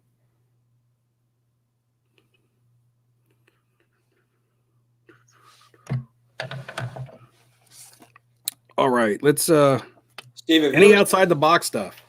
You ever seen this card? I just found this in like my box of old. It's like a 1990 McDonald's sticker. And I think my mom wrote on the back, so I'm gonna need to call her immediately and scream at her. So they come off of like a Happy Meal box or something? Like is it a sticker or is it like a perforated card? It's perforated on the edges. That's pretty neat. Does it have a year on it? 1990 McDonald's Corporation. It's not in great shape though. Do you want to go to Marvel cards? Yeah, that's what I was going to say. Let's talk about some outside the box stuff. Let's talk about I have an opinion. Marvel. I have an opinion I'd like to share. Yeah. So I've heard a lot of talk about this set right here, which is 19. I'm trying to stack this up. This is the first set. This is 1990. Is it Impel or what is it? 1990 Impel. Yeah. Impel. Okay. So here's the thing about these. And actually, before we got on, I took a look at PSA 10s because people have gone out and gotten these graded quickly. and they're selling them for $500, $1,000, or whatever it is. Now, I'm not saying it's going to be easy to get a PSA 10 on one of these with white borders and everything else, but they printed the heck out of these cards. Yeah. These are not rare cards at all. So I guess my point with that is, unless you're a collector and you really badly want this now and a PSA 10, you can't wait, then go for it. But I like, there's rare stuff. I saw there was a guy, I've got a video coming out tomorrow morning. And a guy on Instagram had put up a PMG Iron Man card. That was awesome. And there are some good rare Marvel cards. Mm-hmm. And maybe this set has some, viability because it's the first, the first kind of big set, but it is junk wax era stuff. There was a ton of it out there. So just be aware of that, because it could be one of those deals where the pop reports are really low today, and then in a year there's a zillion of them. So I just want to put that out there. Yeah, I agree with that. Like, the sealed wax of that stuff is selling over $1,000 a box now. Of that 1990 Marvel stuff, I think that getting it graded, I don't think it's going to be an easy grade. I think it's going to be like a lot of junk wax where it's not an easy grade. So getting it in a good grade, even though it is junk wax, will add some value to it. And I agree. That's going to be kind of the variable that makes all the difference. How many 10s are going to come out of it? How many of those cards are going to get 10s? Mm-hmm. But not to bring Gary V back into the equation, but people were talking about, I've heard rumblings over the past month of, Gary V has been talking about Marvel cards and things like that. Somebody on the Facebook page says it all the time. He's like, I got the inside scoop. Gary V is going to talk about Marvel cards, which means I guess we should go buy them. But I almost pulled the trigger on the hologram set. There was like the holograms are so tough to grade, and they're not really that mass produced. Yeah, no, if you get PSA 10 holograms, I could see how those would go for more, because they are more rare and they're cool. I mean, they're cool cards. Yeah, and he actually said in his video last night that he thought Marvel cards were underrated. Somebody asked him about Marvel cards. He was like, I think they're underrated. I can't remember the reasoning, but just because, it's iconic, it's household name. Marvel's been around forever. People like the superheroes and stuff like that. He talked about some old DC stuff.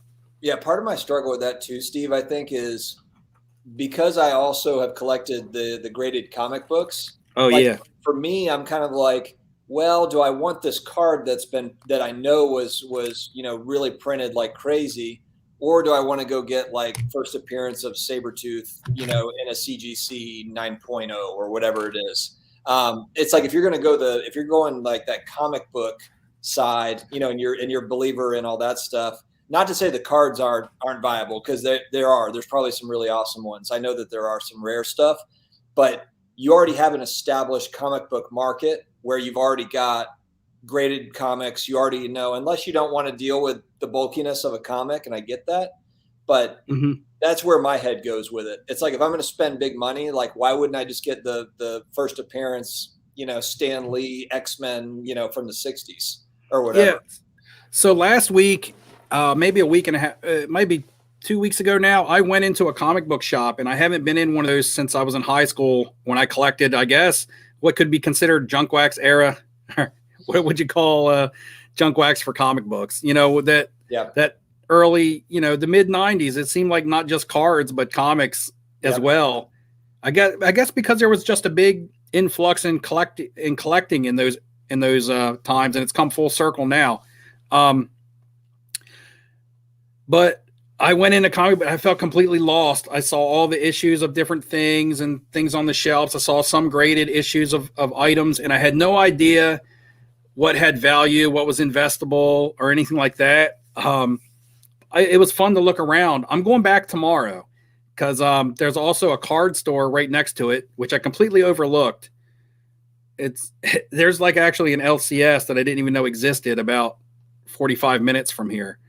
And it's right next to the comic book shop that I actually went in and didn't even see the card store sitting there. But I'm going there tomorrow, and I don't even really know what I'm looking for. I went in there because I was hoping they would have some Marvel cards, but they just had the things, but I'm going to go and dig through some. They had some really nice organized boxes, and I'm looking through old issues of stuff. But I had no idea what it is when it comes to grading comic books. I actually felt out of my comfort zone in the store. So even comic books in card form is what I've been buying, just because I feel more comfortable, because I know when I'm looking at a card what I'm looking for when it comes to condition. What I'm looking for when it comes to what, I want to spend and what a potential value may be. Yeah. So, and and I loved the comic books just like you did. Charles in the chat is talking about like PMGs. I really like that rare stuff. There's also I can't remember what year it is, but Marvel Masterpieces. I think it's like the 94, 95 set. There's one set in particular that has always 92. I think the 92 was the first year of the Marvel Masterpieces. That one's really going up in value. But there's one that's, I think it's like 95 or something, but it was like short printed. And it's just it's always been pricey, and it might be called something different, not Marvel Masterpieces, but it's along the same lines. It's like a luxury Marvel card set. And see, all the rare stuff, I'm all about that. And then someone had also mentioned too something about a 1960s Chris Kessinger. What about 1966 Marvel superhero cards? Just grabbed a PSA 9 Spider-Man. That would be the stuff that I'm interested in right there. Yeah, like stuff that's old like that. See, I didn't even know that existed. So like the more scarce stuff is probably where I would be headed before going through like the 90 to 94 stuff, because all the eyes are going to be on that right now. Right. Because that's what's being talked about. And it was widely distributed, but like that card sounds cool. Like that would be something. There's and this is not Marvel, but there's a 1966 Batman, and there's like a 1940 Superman card set. Those are DC comics, but again, they're household names. I mean, when you think about it, the top 3 household names probably come from DC, but Marvel has a bigger universe of appealing heroes. But when you're talking about Superman, Batman, and Wonder Woman or whatever, probably the top 3 biggest names in, comics other than Spider-Man. But Marvel, I guess if you want to zag, you can try to, I don't know if there's Image comic cards, like Spawn and Youngblood and Pitt and all that stuff. I mean, that would be a zag for sure. But one of the first couple things I started buying when I started buying some of the comic cards were some of the Precious Metal Gems cards. I just bought a couple Carnages because I know that there's a Venom movie coming out this summer that's supposed to have Carnage in it. So I bought some Venoms and some Carnage Precious Metal Gems. The blue ones numbered out of 50, I think, and the other ones are numbered out of 100. I also just got a Black Widow. I'm waiting for it in the mail. It's a red one. I think it's numbered out of 100. And I think she has a movie coming out also. And this was like first Carnage cards here. This is like a 1991 or 92. But that's like his actual first card. But yeah, that's some of the out of the box, or not out of the box, but some of the comic stuff I picked up. I got a 92 Marvel Masterpieces of Captain America and a PSA 9, but I'm waiting for that. And I saw a Black Widow on a I think it was a Probstein auction, a Black Widow PSA 9 or PSA 10 of that 1992 Marvel Masterpiece set sold for over $1,000, and a PSA 10 of a Black Widow. And I searched it up on eBay, and there was a GMA 10. Now I know it's GMA and people hate on GMA, but it was $16. Buy it now. A GMA 10 of that exact same Black Widow card. So I just bought it for the heck of it. I was like, a PSA just sold for over $1,000, and this GMA is sitting here for $16. At least I know that if I buy it, I'm not getting a garbage raw card. Maybe it has the potential of being a PSA 9. If it's a GMA 10. So I went ahead and picked that up. And I had picked up the Stan Lee card. I think I had showed that one to you. Yeah. And this one I originally picked up just for PC purposes anyway, because I really like that card. Yeah, I like Stan Lee. Now this in a PSA 10 now is selling for over $1,000. I think the last one went for close to like 1,300. Wow. And it's from that mass produced that you just were showing. Now I picked this up maybe 3 weeks ago when I got it for under $100. Now I know it's SGC, it's not PSA. I know it's a SGC 9.5. It's not a PSA 10.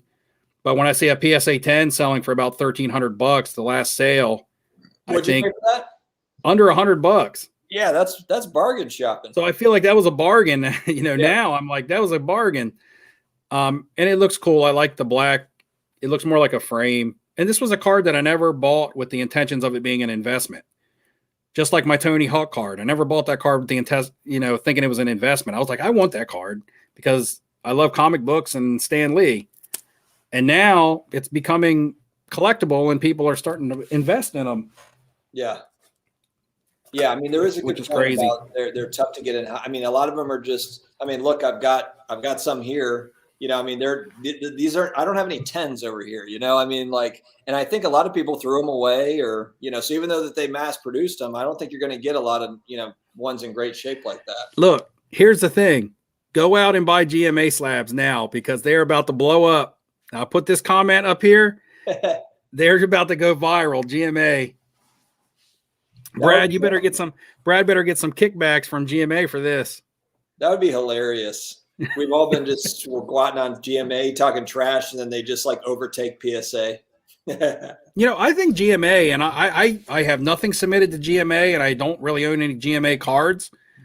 But from what I understand is that they've gotten strict on their grading. Now, maybe they have a bad reputation in the past for just kind of throwing cards in slabs and putting numbers on it. But I believe over the last 3 months, they've actually become strict on their grading and they give definitions of the grading. And I've seen some of their cards that look better than the grades that they're throwing on them that other people have shown me. And, they just don't have any reputation. Maybe it's too late. Once you make a first impression, it's a first impression. So maybe the way they were doing things early as opposed to the way they're doing now, and it's hard for them to overcome it.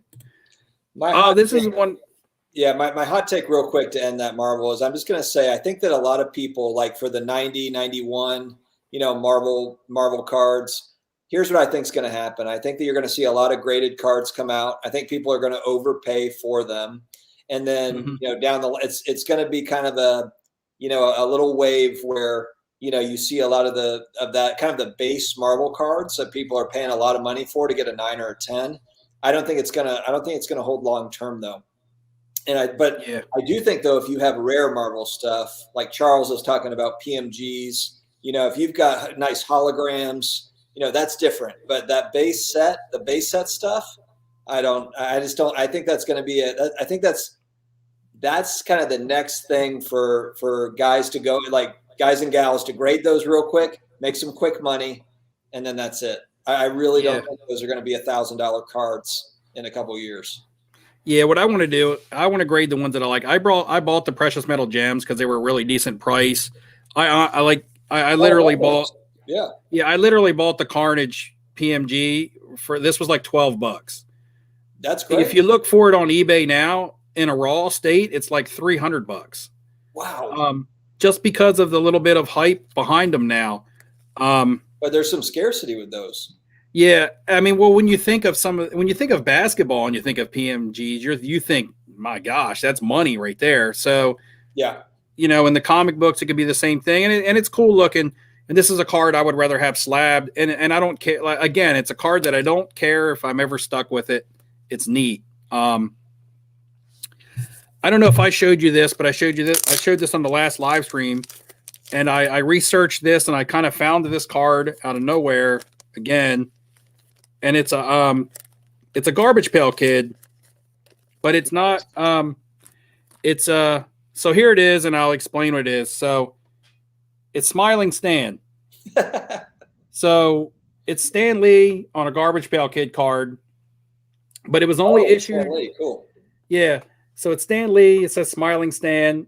And it was only issued at the 2014 Kamikaze Expo, which is a comic and cosplay convention. And they issued it, I guess, with the ticket or at the gate or whatever as a promotion. And it was only issued there in 2014. Whatever was printed for that event is what's printed.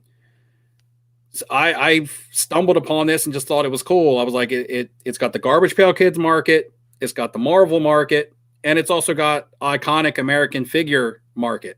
So I just believe it crosses multiple thresholds, and there's not a lot of them out there. Even if you search them up on eBay, there's not a ton of listings. So I thought it was a pretty cool card. I'm going to get it graded for myself, not because I want to get it graded and resell it.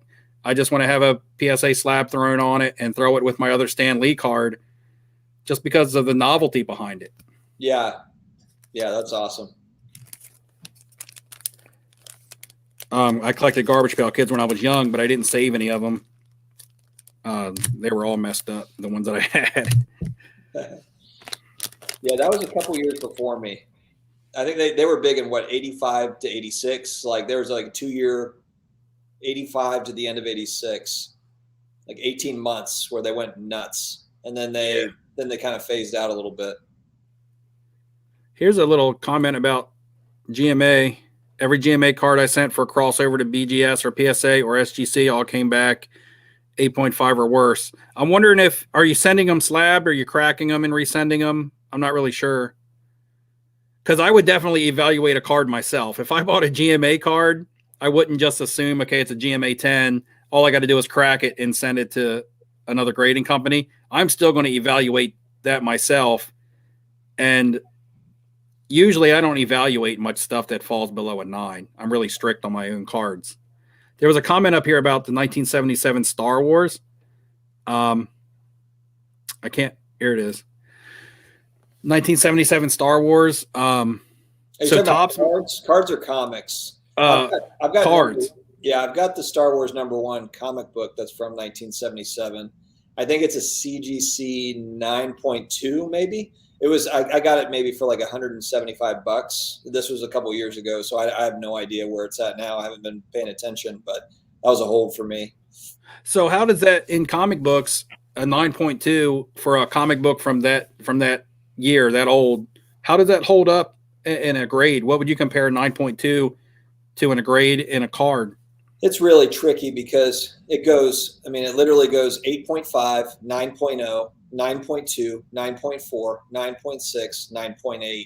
And 9.8s are really kind of like a 10, like a PSA 10. Yeah, okay. That's what I've seen some listings with 9.8. Yeah, they've given out 10s, but it's like extreme. It's like a black label BGS 10. Okay. They just don't give them out. And I know sometimes, do they specify white pages on there, or is that like a qualifier?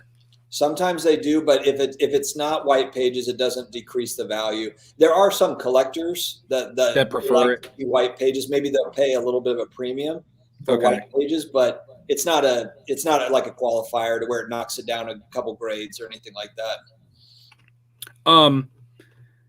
Another question, and this is a question I have for myself or for you that I would like some opinions on from anybody in the comments and you as well. So the comic book grading company that is now going to start grading cards, was it CGC is going to be the cards, or the cards are going to be CSG? Or Yep. Okay, so I'm all for experimenting with new grading companies. However, I'm not going to send in my top of the line stuff, and my top rookies and all that. But do you think that maybe Marvel cards would see a premium in those slabs since they're kind of like comic book based as opposed to sports cards in those slabs? Yeah, that's a good question. I've heard people talk about that. Like they're not going to send their sports cards to CSG, but they're going to, or to, whatever, but they'll send their Pokemon and their Marvel stuff to them. Okay. And I have seen a lot of, the last show I went to a couple of months ago, I saw Pokemon cards in their slabs. I guess it wasn't CSG. It was CGC or whatever it was, but it was the same sort of deal. It was the same looking slab. Yeah, I was just wondering that with them being in the comic book industry, if, maybe they're going to hold a little more clout with people who collect comic books, and people who collect comic books might get interested in comic book cards, and they're going to be looking for those slabs because that's what they're familiar with over PSA, where card collectors are familiar with PSA. So that was just kind of a thought. I was like, hey, maybe comic book cards will actually hold close to PSA value in these CSG slabs because they are, a comic book based driven. Yeah, there's a comment there. CGC graded Pokemon has kept pretty well with PSA. So Okay. maybe that is, yeah, maybe that's something to where people view them as like, oh, they're more of an authority on comic books, so they must know these comic book cards or something. I don't really see the correlation. I mean, it's still, even if it's a comic book card, it's still cardboard square, compared to grading a comic book. Yeah. Oh, how about let's talk real quick on it. Is it HGA, another grading company? Have you looked into that at all? I haven't looked into them other than what I've heard. I mean, like I like to look at their slabs. I was texting with actually Brad and a couple of the other hobby guys about it. Their slabs look great, and they're using, I guess, technology to help with the centering piece of the grade. Right. So it's kind of like a hybrid grading service. Right. But I think it's just, and we were texting about it, it's all going to boil down to resale. Like, what do they sell for, and how does it compare to PSA? Honestly, if it's better than PSA, then everybody will go to them. I mean, like, the resale value is going to dictate it, I feel like. Well, in a lot of ways. Yeah, I see that, but there could also be other aspects that that could possibly drive the resale value or drive people to want to use them. What the most important thing to a lot of people, other than value of the slab, is turnaround times, because people just want their cards. And that's their big thing, is turnaround time. Their big thing is turnaround times, even to where they cap the number of submissions per week so that they don't fall behind. Yep. Now, that could also be an issue where people just don't use them because every time they go to the website, they can't submit cards because they're always full. That's kind of like become my thing with Topshot. I don't even go look for packs anymore. I don't go to see when pack drops are anymore because I'm not even going to try to buy packs because I know it's always going to be. I don't go to Panini anymore either to buy, when they drop a product. I don't go and try to buy from Panini. It's going to all be botted out or whatever. But so I didn't know, if that could be a thing where they get limited on what they can take. So you get limited slabs on the marketplace. Of course, the more slabs that get into the marketplace and the more eyes that get on it would generate more value, but they're going to limit what they can pump out. Brad is such a goober. I just send him dad jokes all day. And what's weird is after I've gone through and there's 9 texts from me and there's none from him, it's kind of like, you know what? I'll just send another one. Brad, I've never got to do anything with Brad. I show up for his live streams and you guys talk, but I've never got to do any collabing or anything. Someday, when I become a member of maybe the 4,000 subscriber club, by the time I get to 4,000, you guys will be in 20,000 somewhere. But you're not missing much. It's a lot of talk about his hair. It's like his tan. Oh, see, I'm easy, man. I'm an easy date here. Like, set it and forget it. I wear a hat. That's how I do my hair. Put a hat on my head. But I guess HGA, the cool slabs, the turnaround times, they're a little bit pricey. But then again, when you look at if PSA guaranteed a 30-day turnaround on a guarantee, what would their pricing be? You know what I mean? It would be a lot more than $35 because people are saying $35 for a grading company that has no reputation. That's a lot, but they're guaranteeing you a 30-day turnaround. The one thing I'm paying attention to with that new grading company too is because they're using technology for the centering, and you'll hear a lot of times people, and I know you've seen this too, where you'll get a PSA 9 and you've got a PSA 10, and people will look at the PSA 10 and say like, oh, it's off center, or like, how is this a PSA 10, but this one is a PSA 9 type deal? If that HGA or that new company, whatever, if they can really kind of dominate that grading space with the automation, and people trust it, and they're like, okay, this is this is solid. It's like, it's right every time. Then that could give them an edge, but it could also backfire to where it's like, oh, they're using technology, but I still don't feel like this is centered right.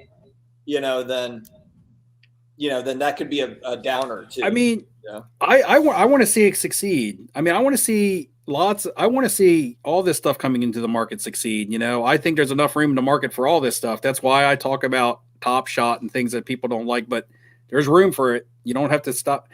Same with the grading companies. I wanted to see SGC take off, even though they left a really bad taste in my mouth because I went heavily on SGC last summer when the other companies were let down.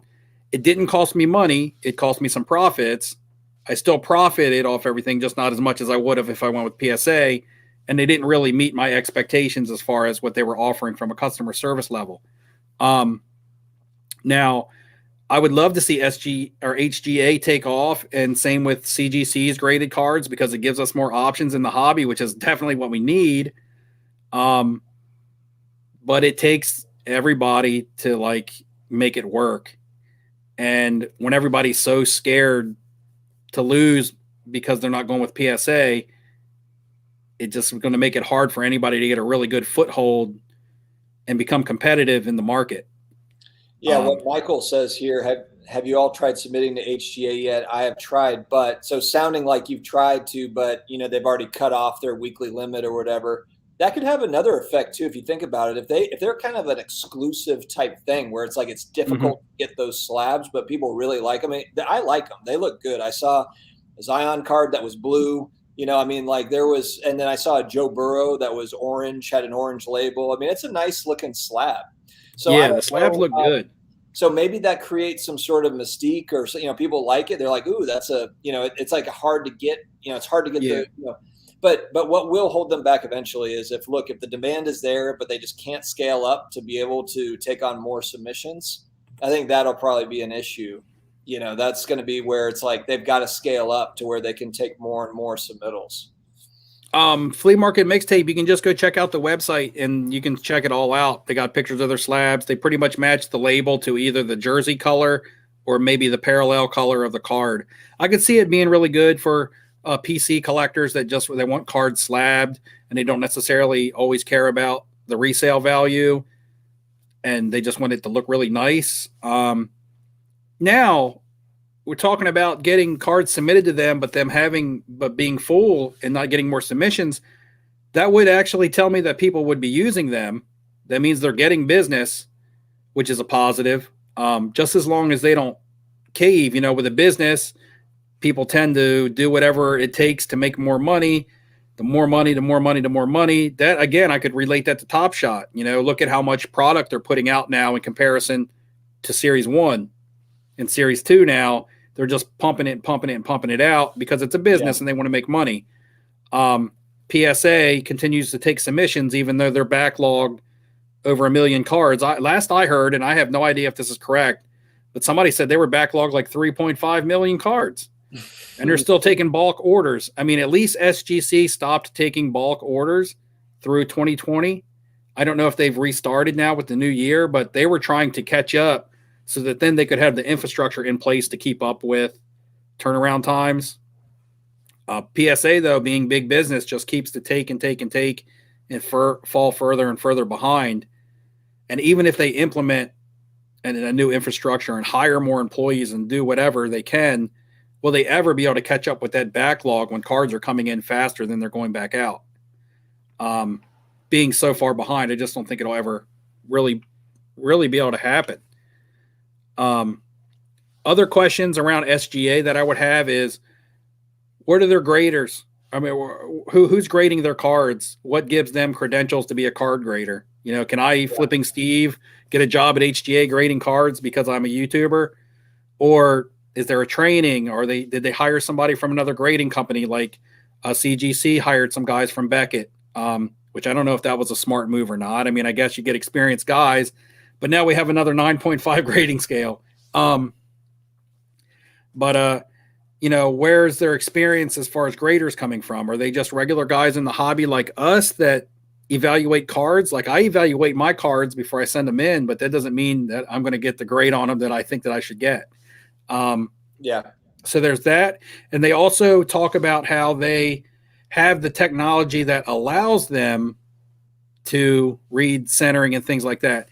But what is that technology? And just because they have it, are they using it? And how are they using it? Things are worded a little bit in there.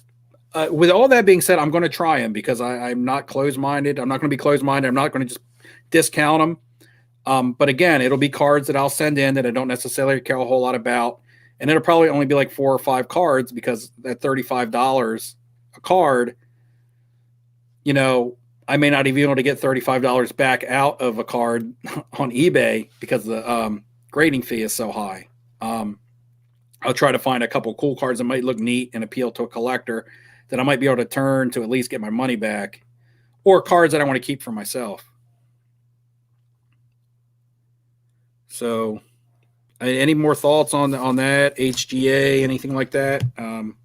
We're starting to get pretty far in, so we can start talking about wrapping it up. Take a couple comments and yeah. Anything else you want to talk about? Touch on? No, I mean, I think that those were the main topics. Yeah, I felt like it was pretty good. Yeah, I mean, what Brad's saying is kind of, yeah. Yeah, this is crazy. It's been 30 years since 1990 Impel. That's crazy. Right. If you see a comment, if you want to, yeah, no, and I saw Corey. If you go back up, I think Corey was just talking about how many are going to grade. Yeah, and I think that is a good point. I mean, look, there's probably not a lot of them that are going to grade a 10, kind of like the 89 Upper Deck Griffey. But, we just don't know those numbers yet. I would almost rather just wait, unless it's like something you have to have, just kind of wait and see how it plays out.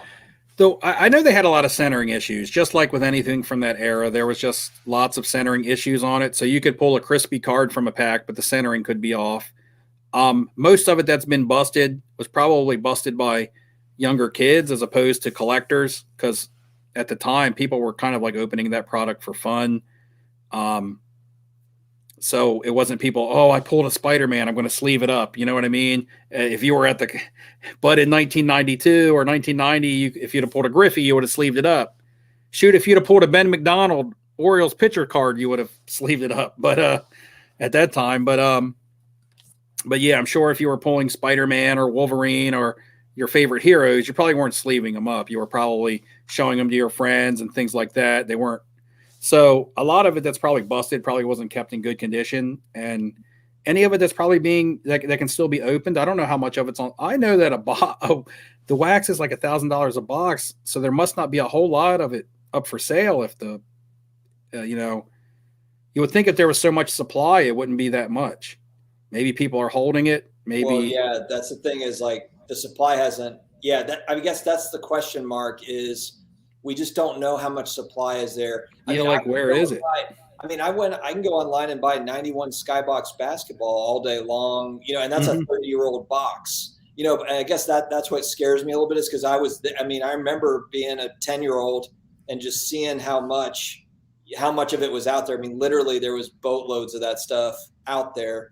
So you're right. Maybe it's all gone. Maybe there is very little sealed wax. Or maybe people just haven't caught on that it's selling for $1,000 a box, and they've got it in their attic or their basement or whatever. Yeah, that's true. I mean, you could probably be sitting around flea markets or something. But the other thing is, it's a company, Impel. Is Impel still around? Maybe if they're a company that's not even still around, maybe that stuff is just thrown out in a warehouse somewhere. Maybe it was destroyed. It could be. Never really know. I wish we could get some statistics on that because. You bring an interesting point, and I never really thought about it like that. I knew the stuff was mass-produced because I remember buying it. It was right around the time that I was collecting comic books. Actually, what I did was I was heavily into comic books when those cards came out. I would buy the cards, and if I got that card, I would put it in with my comic book of the because you kept your comic books in the nice plastic sleeves with the cardboard backings. Yep. And I would put that in there. And if I got a Spider-Man, I would take my Spider-Man card and put it in there with the comic book. So I would have my comic book and I would have my card. And that's what I would used to do with mine. The other thing, I guess my question with the Marvel stuff is there's an assumption that the demand is going to be there for it. The demand is what's going to drive those prices up.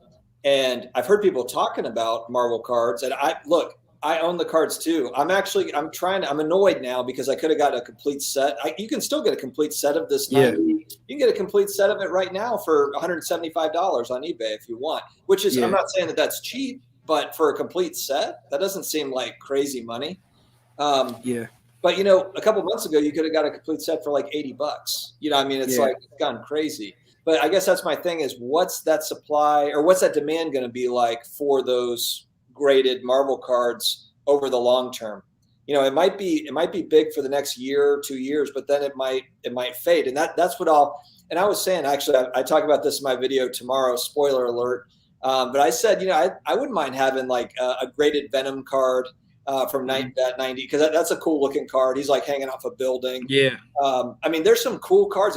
That's been one of the hottest cards in there. And there's a Daredevil card. I've got it upstairs. That's really cool. I would like to have a couple graded, like nice ones, but I'm just gonna hold on them though. I'm just gonna wait because I know that there's gonna be some that come down the pike.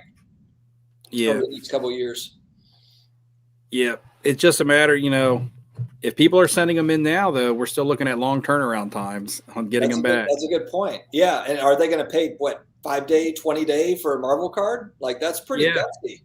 And what is the, what is the PSA charge on that? Should you pay more money? Because if you send them in and you get a PSA 10 on one of these Stan Lees or something, they're going to upcharge you on it based on today's market. So. And Corey, you could be right. I mean, look, like the card market is exploding. So you're absolutely right. I mean, demand and Marvel has got a brand in place with multiple generations to where Marvel cards could be a big thing. It could explode. So I'm not saying that it won't. I'm not saying that it won't. I'm definitely not saying that it won't. I don't read, I'm not a forecaster or anything like that. I'm just thinking about the mass production piece. But I do agree that it's going to be hard to get PSA 10s of that stuff. All right. So Tal says, I hope I pronounce your name right. If I haven't, I'm sorry. But Tal says, Impel Mega Metal Bon Jovi hologram chase card. Look it up. Hey, who needs Bon Jovi, baby, when you got Soundgarden in the house, Oh, nice. That's I bought this.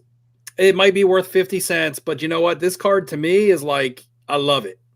I love this card. I'm going to get one of these graded because I just want it in a slab. I wear the Pearl Jam hat a lot. So, yeah, the music that I love is from that. And this is like a 1990. Like I was looking for Pearl Jam cards. This is like a 1991 or 92 Pro set, believe it or not.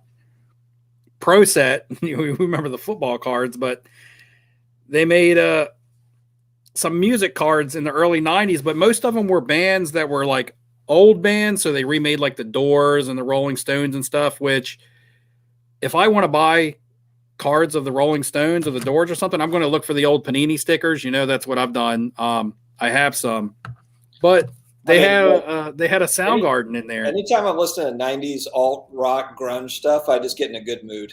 So I love it. Yeah, I just like this card. Like it's not like I'm like, hey guys, invest in this Soundgarden or this rock stuff. It's hot. It's nothing like that. This is where I saw this. I had to have it. Actually, the same person. It was a 3-card lot of the exact same card, and it might have been $1.50 with free shipping. And came in a plain white envelope. So, that's just, I just had to have it though. Cause, it's awesome. It's a nostalgia buy. No. So he said, Tesla like the stock or Tesla like the hairband?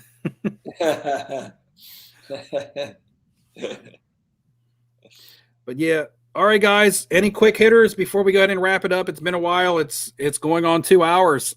I can't believe Dustin was able to muster through the whole thing. Charles, let me know if you're selling those PMGs.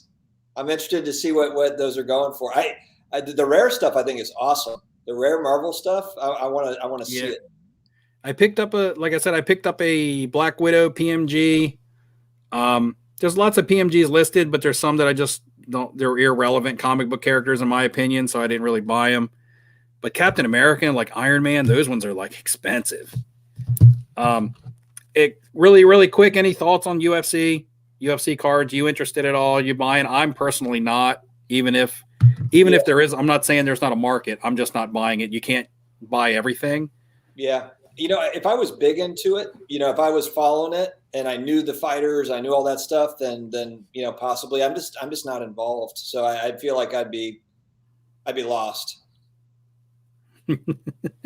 Yeah, like I feel like, a fighter is hot and then they're not, like, okay, so the Dustin Poirier, I'm not sure if I pronounce his name right, but he just beat Connor, knocked out Connor in the last big pay-per-view, and his cards just like went nuts. I just saw people talking about it. I don't check the market on it, but from what I see on Instagram and stuff, his cards went crazy. But what happens when he goes out, 6 months or so from now in his next fight and gets knocked out himself, or 2 fights from now gets knocked out? Yeah, I'd have to go. I feel like there's too much volatility fight to fight, and there's a lot of distance between fights. And in UFC, everybody tends to beat everybody. So I don't. It's and longevity doesn't really exist. So yeah, that's what makes it a tough selling point on me. Doesn't mean it's not some value there. The only UFC card I bought and own is a Dana White, and that's because he's the one constant in the UFC that's been there and always been there, and will always be there unless he sells the company. But I picked up his first card, and that was it. Yep. So, yeah, not really in that much on that. I saw one quick football question, and I really don't know how I want to answer it. It was, what do we think about Mitchell Trubisky? Honestly, don't think about Trubisky that much, but guys, I've just gone so far to the vintage. I've gone and it's not saying I'm not buying modern players. I will, but yeah, guys like Trubisky are just way off my radar at this point. I've bought Baker Mayfield in the past. A big reason why I like Baker is because he plays for the Browns and they just have a massive fan base that's ravenous and they want them to win.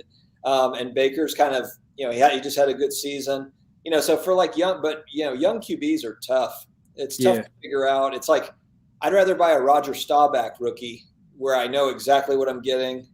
And honestly, like a PSA 6 Terry Bradshaw rookie or a PSA 6 Roger Staubach rookie is like $300. You have a Bradshaw, right? I have a Bradshaw, and I even got like a couple, or I got an SGC one as well. I remember you showing them in a video. I remember seeing them. But yeah, because that's that red card, right? Is it like a red border or orange border? Really sensitive, really conditions. 71 tops. Yeah. But that's why it's like, do I want a Baker card that's $300 or a Bradshaw rookie for $300? It's like, yeah. That was another good point that Gary V made last night. This was like I said, it wasn't all negative for me from him. Like I said, there was positives in it. It's just the negative tends to stick out the most, especially when you're trying to critique something. And like I said, it wasn't me trying to tear. That video was pretty long, and I talked maybe about 3 little things that I critiqued out of it. So as a whole, I'm not, and I hope I didn't put you on the spot as far as talking about Gary V. Because I know some people. No. Okay. I mean, we're in the same boat. We both think that he's good for the hobby. Yeah. I mean, look, there's going to be videos where we agree or don't agree with him. I'm sure if he watched some of ours, it'd be the same story. So yeah, I mean, I'm with you. Yeah, and he talked about he could buy, like, I can't remember what player he may have used. Tyler Hero as an example, and he was like, I can buy a Tyler Hero rookie for like $300 right now, or I could buy Shaq or something like that. You know what I mean? Which makes complete sense to me, and I know it makes complete sense to you. That's like what you were just talking about. And that was a good thing that I took out of it, even though he didn't run Tyler Hero down in the process. He also said, I like his swag. I feel he's marketable and things like that. Yeah, but at this price point, I can buy player B at this price point. What would you rather have? I've used that. I like that. When James Harden got traded and his tops PSA 9s went up to like $800. And people were talking about buy Harden. And I'm like, why would you buy a PSA 9 tops Harden for the same price that you can buy a PSA 9 Kobe? I was like, to me, if I got $800, if I have $800, instead of putting it into a PSA 9 James Harden, I'm going to buy a PSA 9 tops Kobe Bryant. Well, and that's what people are doing now. I mean, everyone's kind of like, why are people just, focused on the GOATs and it's like, it's that opportunity cost thing. Mm-hmm. It's like, do I want to spend $500 on Jason Tatum right now, or do I want to? Which I like Jason Tatum. I think I think he's awesome. But I could also put 500 into something else, and this is one of my favorite cards I bought recently. Other than the Larry Bird, okay. I opened the Larry Bird live on a video that I haven't released, and it's actually going to have to be a video that's spliced into a video because I wanted to film myself opening it and seeing it and holding it for the first time with the viewers. But I couldn't wait for the actual video because that card came in the mail. I had to make sure I got the right item. I had to make sure it wasn't damaged and things like that. So I had to open it, but I did film myself opening it, and I might just splice it into a video. But this Shaq, man, like every time I look at this Shaq now, I like it more and more because this card just looks so cool. I feel like it was so far ahead of its time in 1992. Yeah, like with the laser etching and stuff now. I mean, people who like prism silvers and stuff now. I mean, this here, if I could get light on it, because this doesn't do it any justice.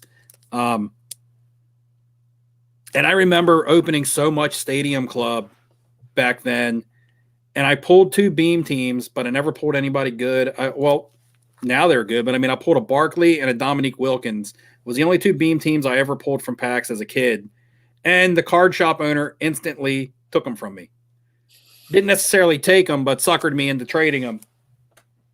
Like he would be like, okay, well, I'll give you this many more packs of Top Stadium Club for those 2. And he did all the same thing with my Shaq rookies too. Every time I pull a Shaq rookie, he'd be like, oh, I'll give you 5 more packs for your Shaq rookie. And as a kid, I was like, oh yeah, I want to open more packs. Yeah. And then eventually I'm not pulling anything good. And then he's got all my good loot, and I'm sitting over here with a bunch of busted packs with nothing good left. I remember that Stadium Club. Those cards were. I can actually remember the smell of opening like that wax. Those were fun boxes to open. I didn't open a ton of them, but I mean, I opened probably 3 or 4 boxes as a kid. But yeah, those were. And there's so many packs. What was it, like 36 packs in a box or 20? Oh yeah, back the old packs. Hey, I busted 86 Fleer, man. Oh gosh, I busted 86 Fleer, and okay, it was from a Rose's department store that used to be common around here. It was around here. It was like Walmart. It was just a department store, basic department store. They've since gone out of business, especially in this area. But there's one across state lines. I live on the coast, so I travel coastal highway. I go by all the beaches, and then I come into this big beach city called Ocean City, but it's across the state lines. And right as you cross the state line, they have a Rose's department store still open. And every time I ride by there, and I was there a week and a half ago. Every time I ride by it, I'll say in the car, I'll be like 86 Fleer. And my wife would be like, what are you talking about? And I'd be like, that's the first thing that pops into my head every time I see a Rose's department store. Because I remember as a kid buying those packs and opening them before we went out of the store, like buying them because they were at the register. So we would take them at the register. That's where they kept the cards, like with the candy. And you would just take the packs and everything else would get bagged up, whatever your parents were buying. And you would start opening your packs as you were walking out the electronic sliding doors and looking at what you get. And I remember busting those. I can't believe I remember busting those. I mean, it's a great memory, but looking back on it now, I really wish I knew what I was doing. But I had a lot of that stuff. That's partly why it's so valuable, though, because nobody knew, and it just went away. Yeah, and, I mean, I told you before. I mean, I had a lot of that stuff. I showed you some of my leftovers, and actually, my Barkley and my Olajuwon actually graded out as an SGC 8. Each of them. Awesome. And I pulled them in 1987 probably. Well, dude, that one had them all that time. That one Jordan rookie you have, I was thinking about you because I saw something where it was like a Jordan rookie that was like cut in half or something like crazy, sold for like $1,000. I'm like, yeah, or it sold for like a few $1,000, something crazy. You know what's crazy is last time I had that Jordan out, I put it on eBay. And this was over 10 years ago. I put it on eBay to sell. I was kind of down on money. I hadn't started my career yet and things. I was looking for some quick cash. I sold it to somebody in Australia. It sold for $600 raw, and it was damaged. It's still damaged. I'd probably only send in to authenticate. The reason I still have it is because eBay canceled the sale. They said you can no longer sell this card without it being authenticated by a professional authenticating company. Wow. So they canceled the sale. The guy in Australia didn't get his card. They never they never let the money transfer to me. And since that day, you know, and that at that time being 10 plus years ago, 15 years ago, grading to me wasn't commonplace. I didn't even know the first thing about how to get it authenticated. You know, they told me I have to get it authenticated. Now I'm like, well, great. How do I do that? Well, I guess I can't sell it. I guess I'll just put it away. And that's what happened. I tried to sell it. It got denied. Luckily now, but now I have the means and I know how to get it authenticated and stuff like that. The thing with me is that I know where it came from. So I don't need somebody to tell me that it's real. So until someday that I would want to get rid of it, I mean, which will probably be never, I would rather buy another one, which I'm trying to do right now, and resell that one than to sell my original one that I pulled, because that just has more meaning to it. Yeah. Or, I mean, you could just grade it just to have it encapsulated. And just have it authenticated and have it slabbed up. Yeah. Yeah. Just to protect it or whatever. But that's cool. They're talking about the Iron Sheik. You know, things getting desperate when we're talking about the Iron Sheik. Last time we ended the discussion arguing who was better between Reggie Miller and Seth Curry. Then the second week, it was an argument. We always end my live streams arguing about something. But I can't. We still have 93 people watching. What are you people doing? It's 2 hours. Score rookies, score football rookies. There you go. That's all you right there. Yep. I've got a raw one, but I don't have a graded one for Barry yet. What's a BGS 9.5 going for score rookie Barry? It's got to be like $700-800. I bet you it's a good value, just because a PSA 10 is like $1,200 or $1,300 last time I looked, I think, or has it gone up more than that?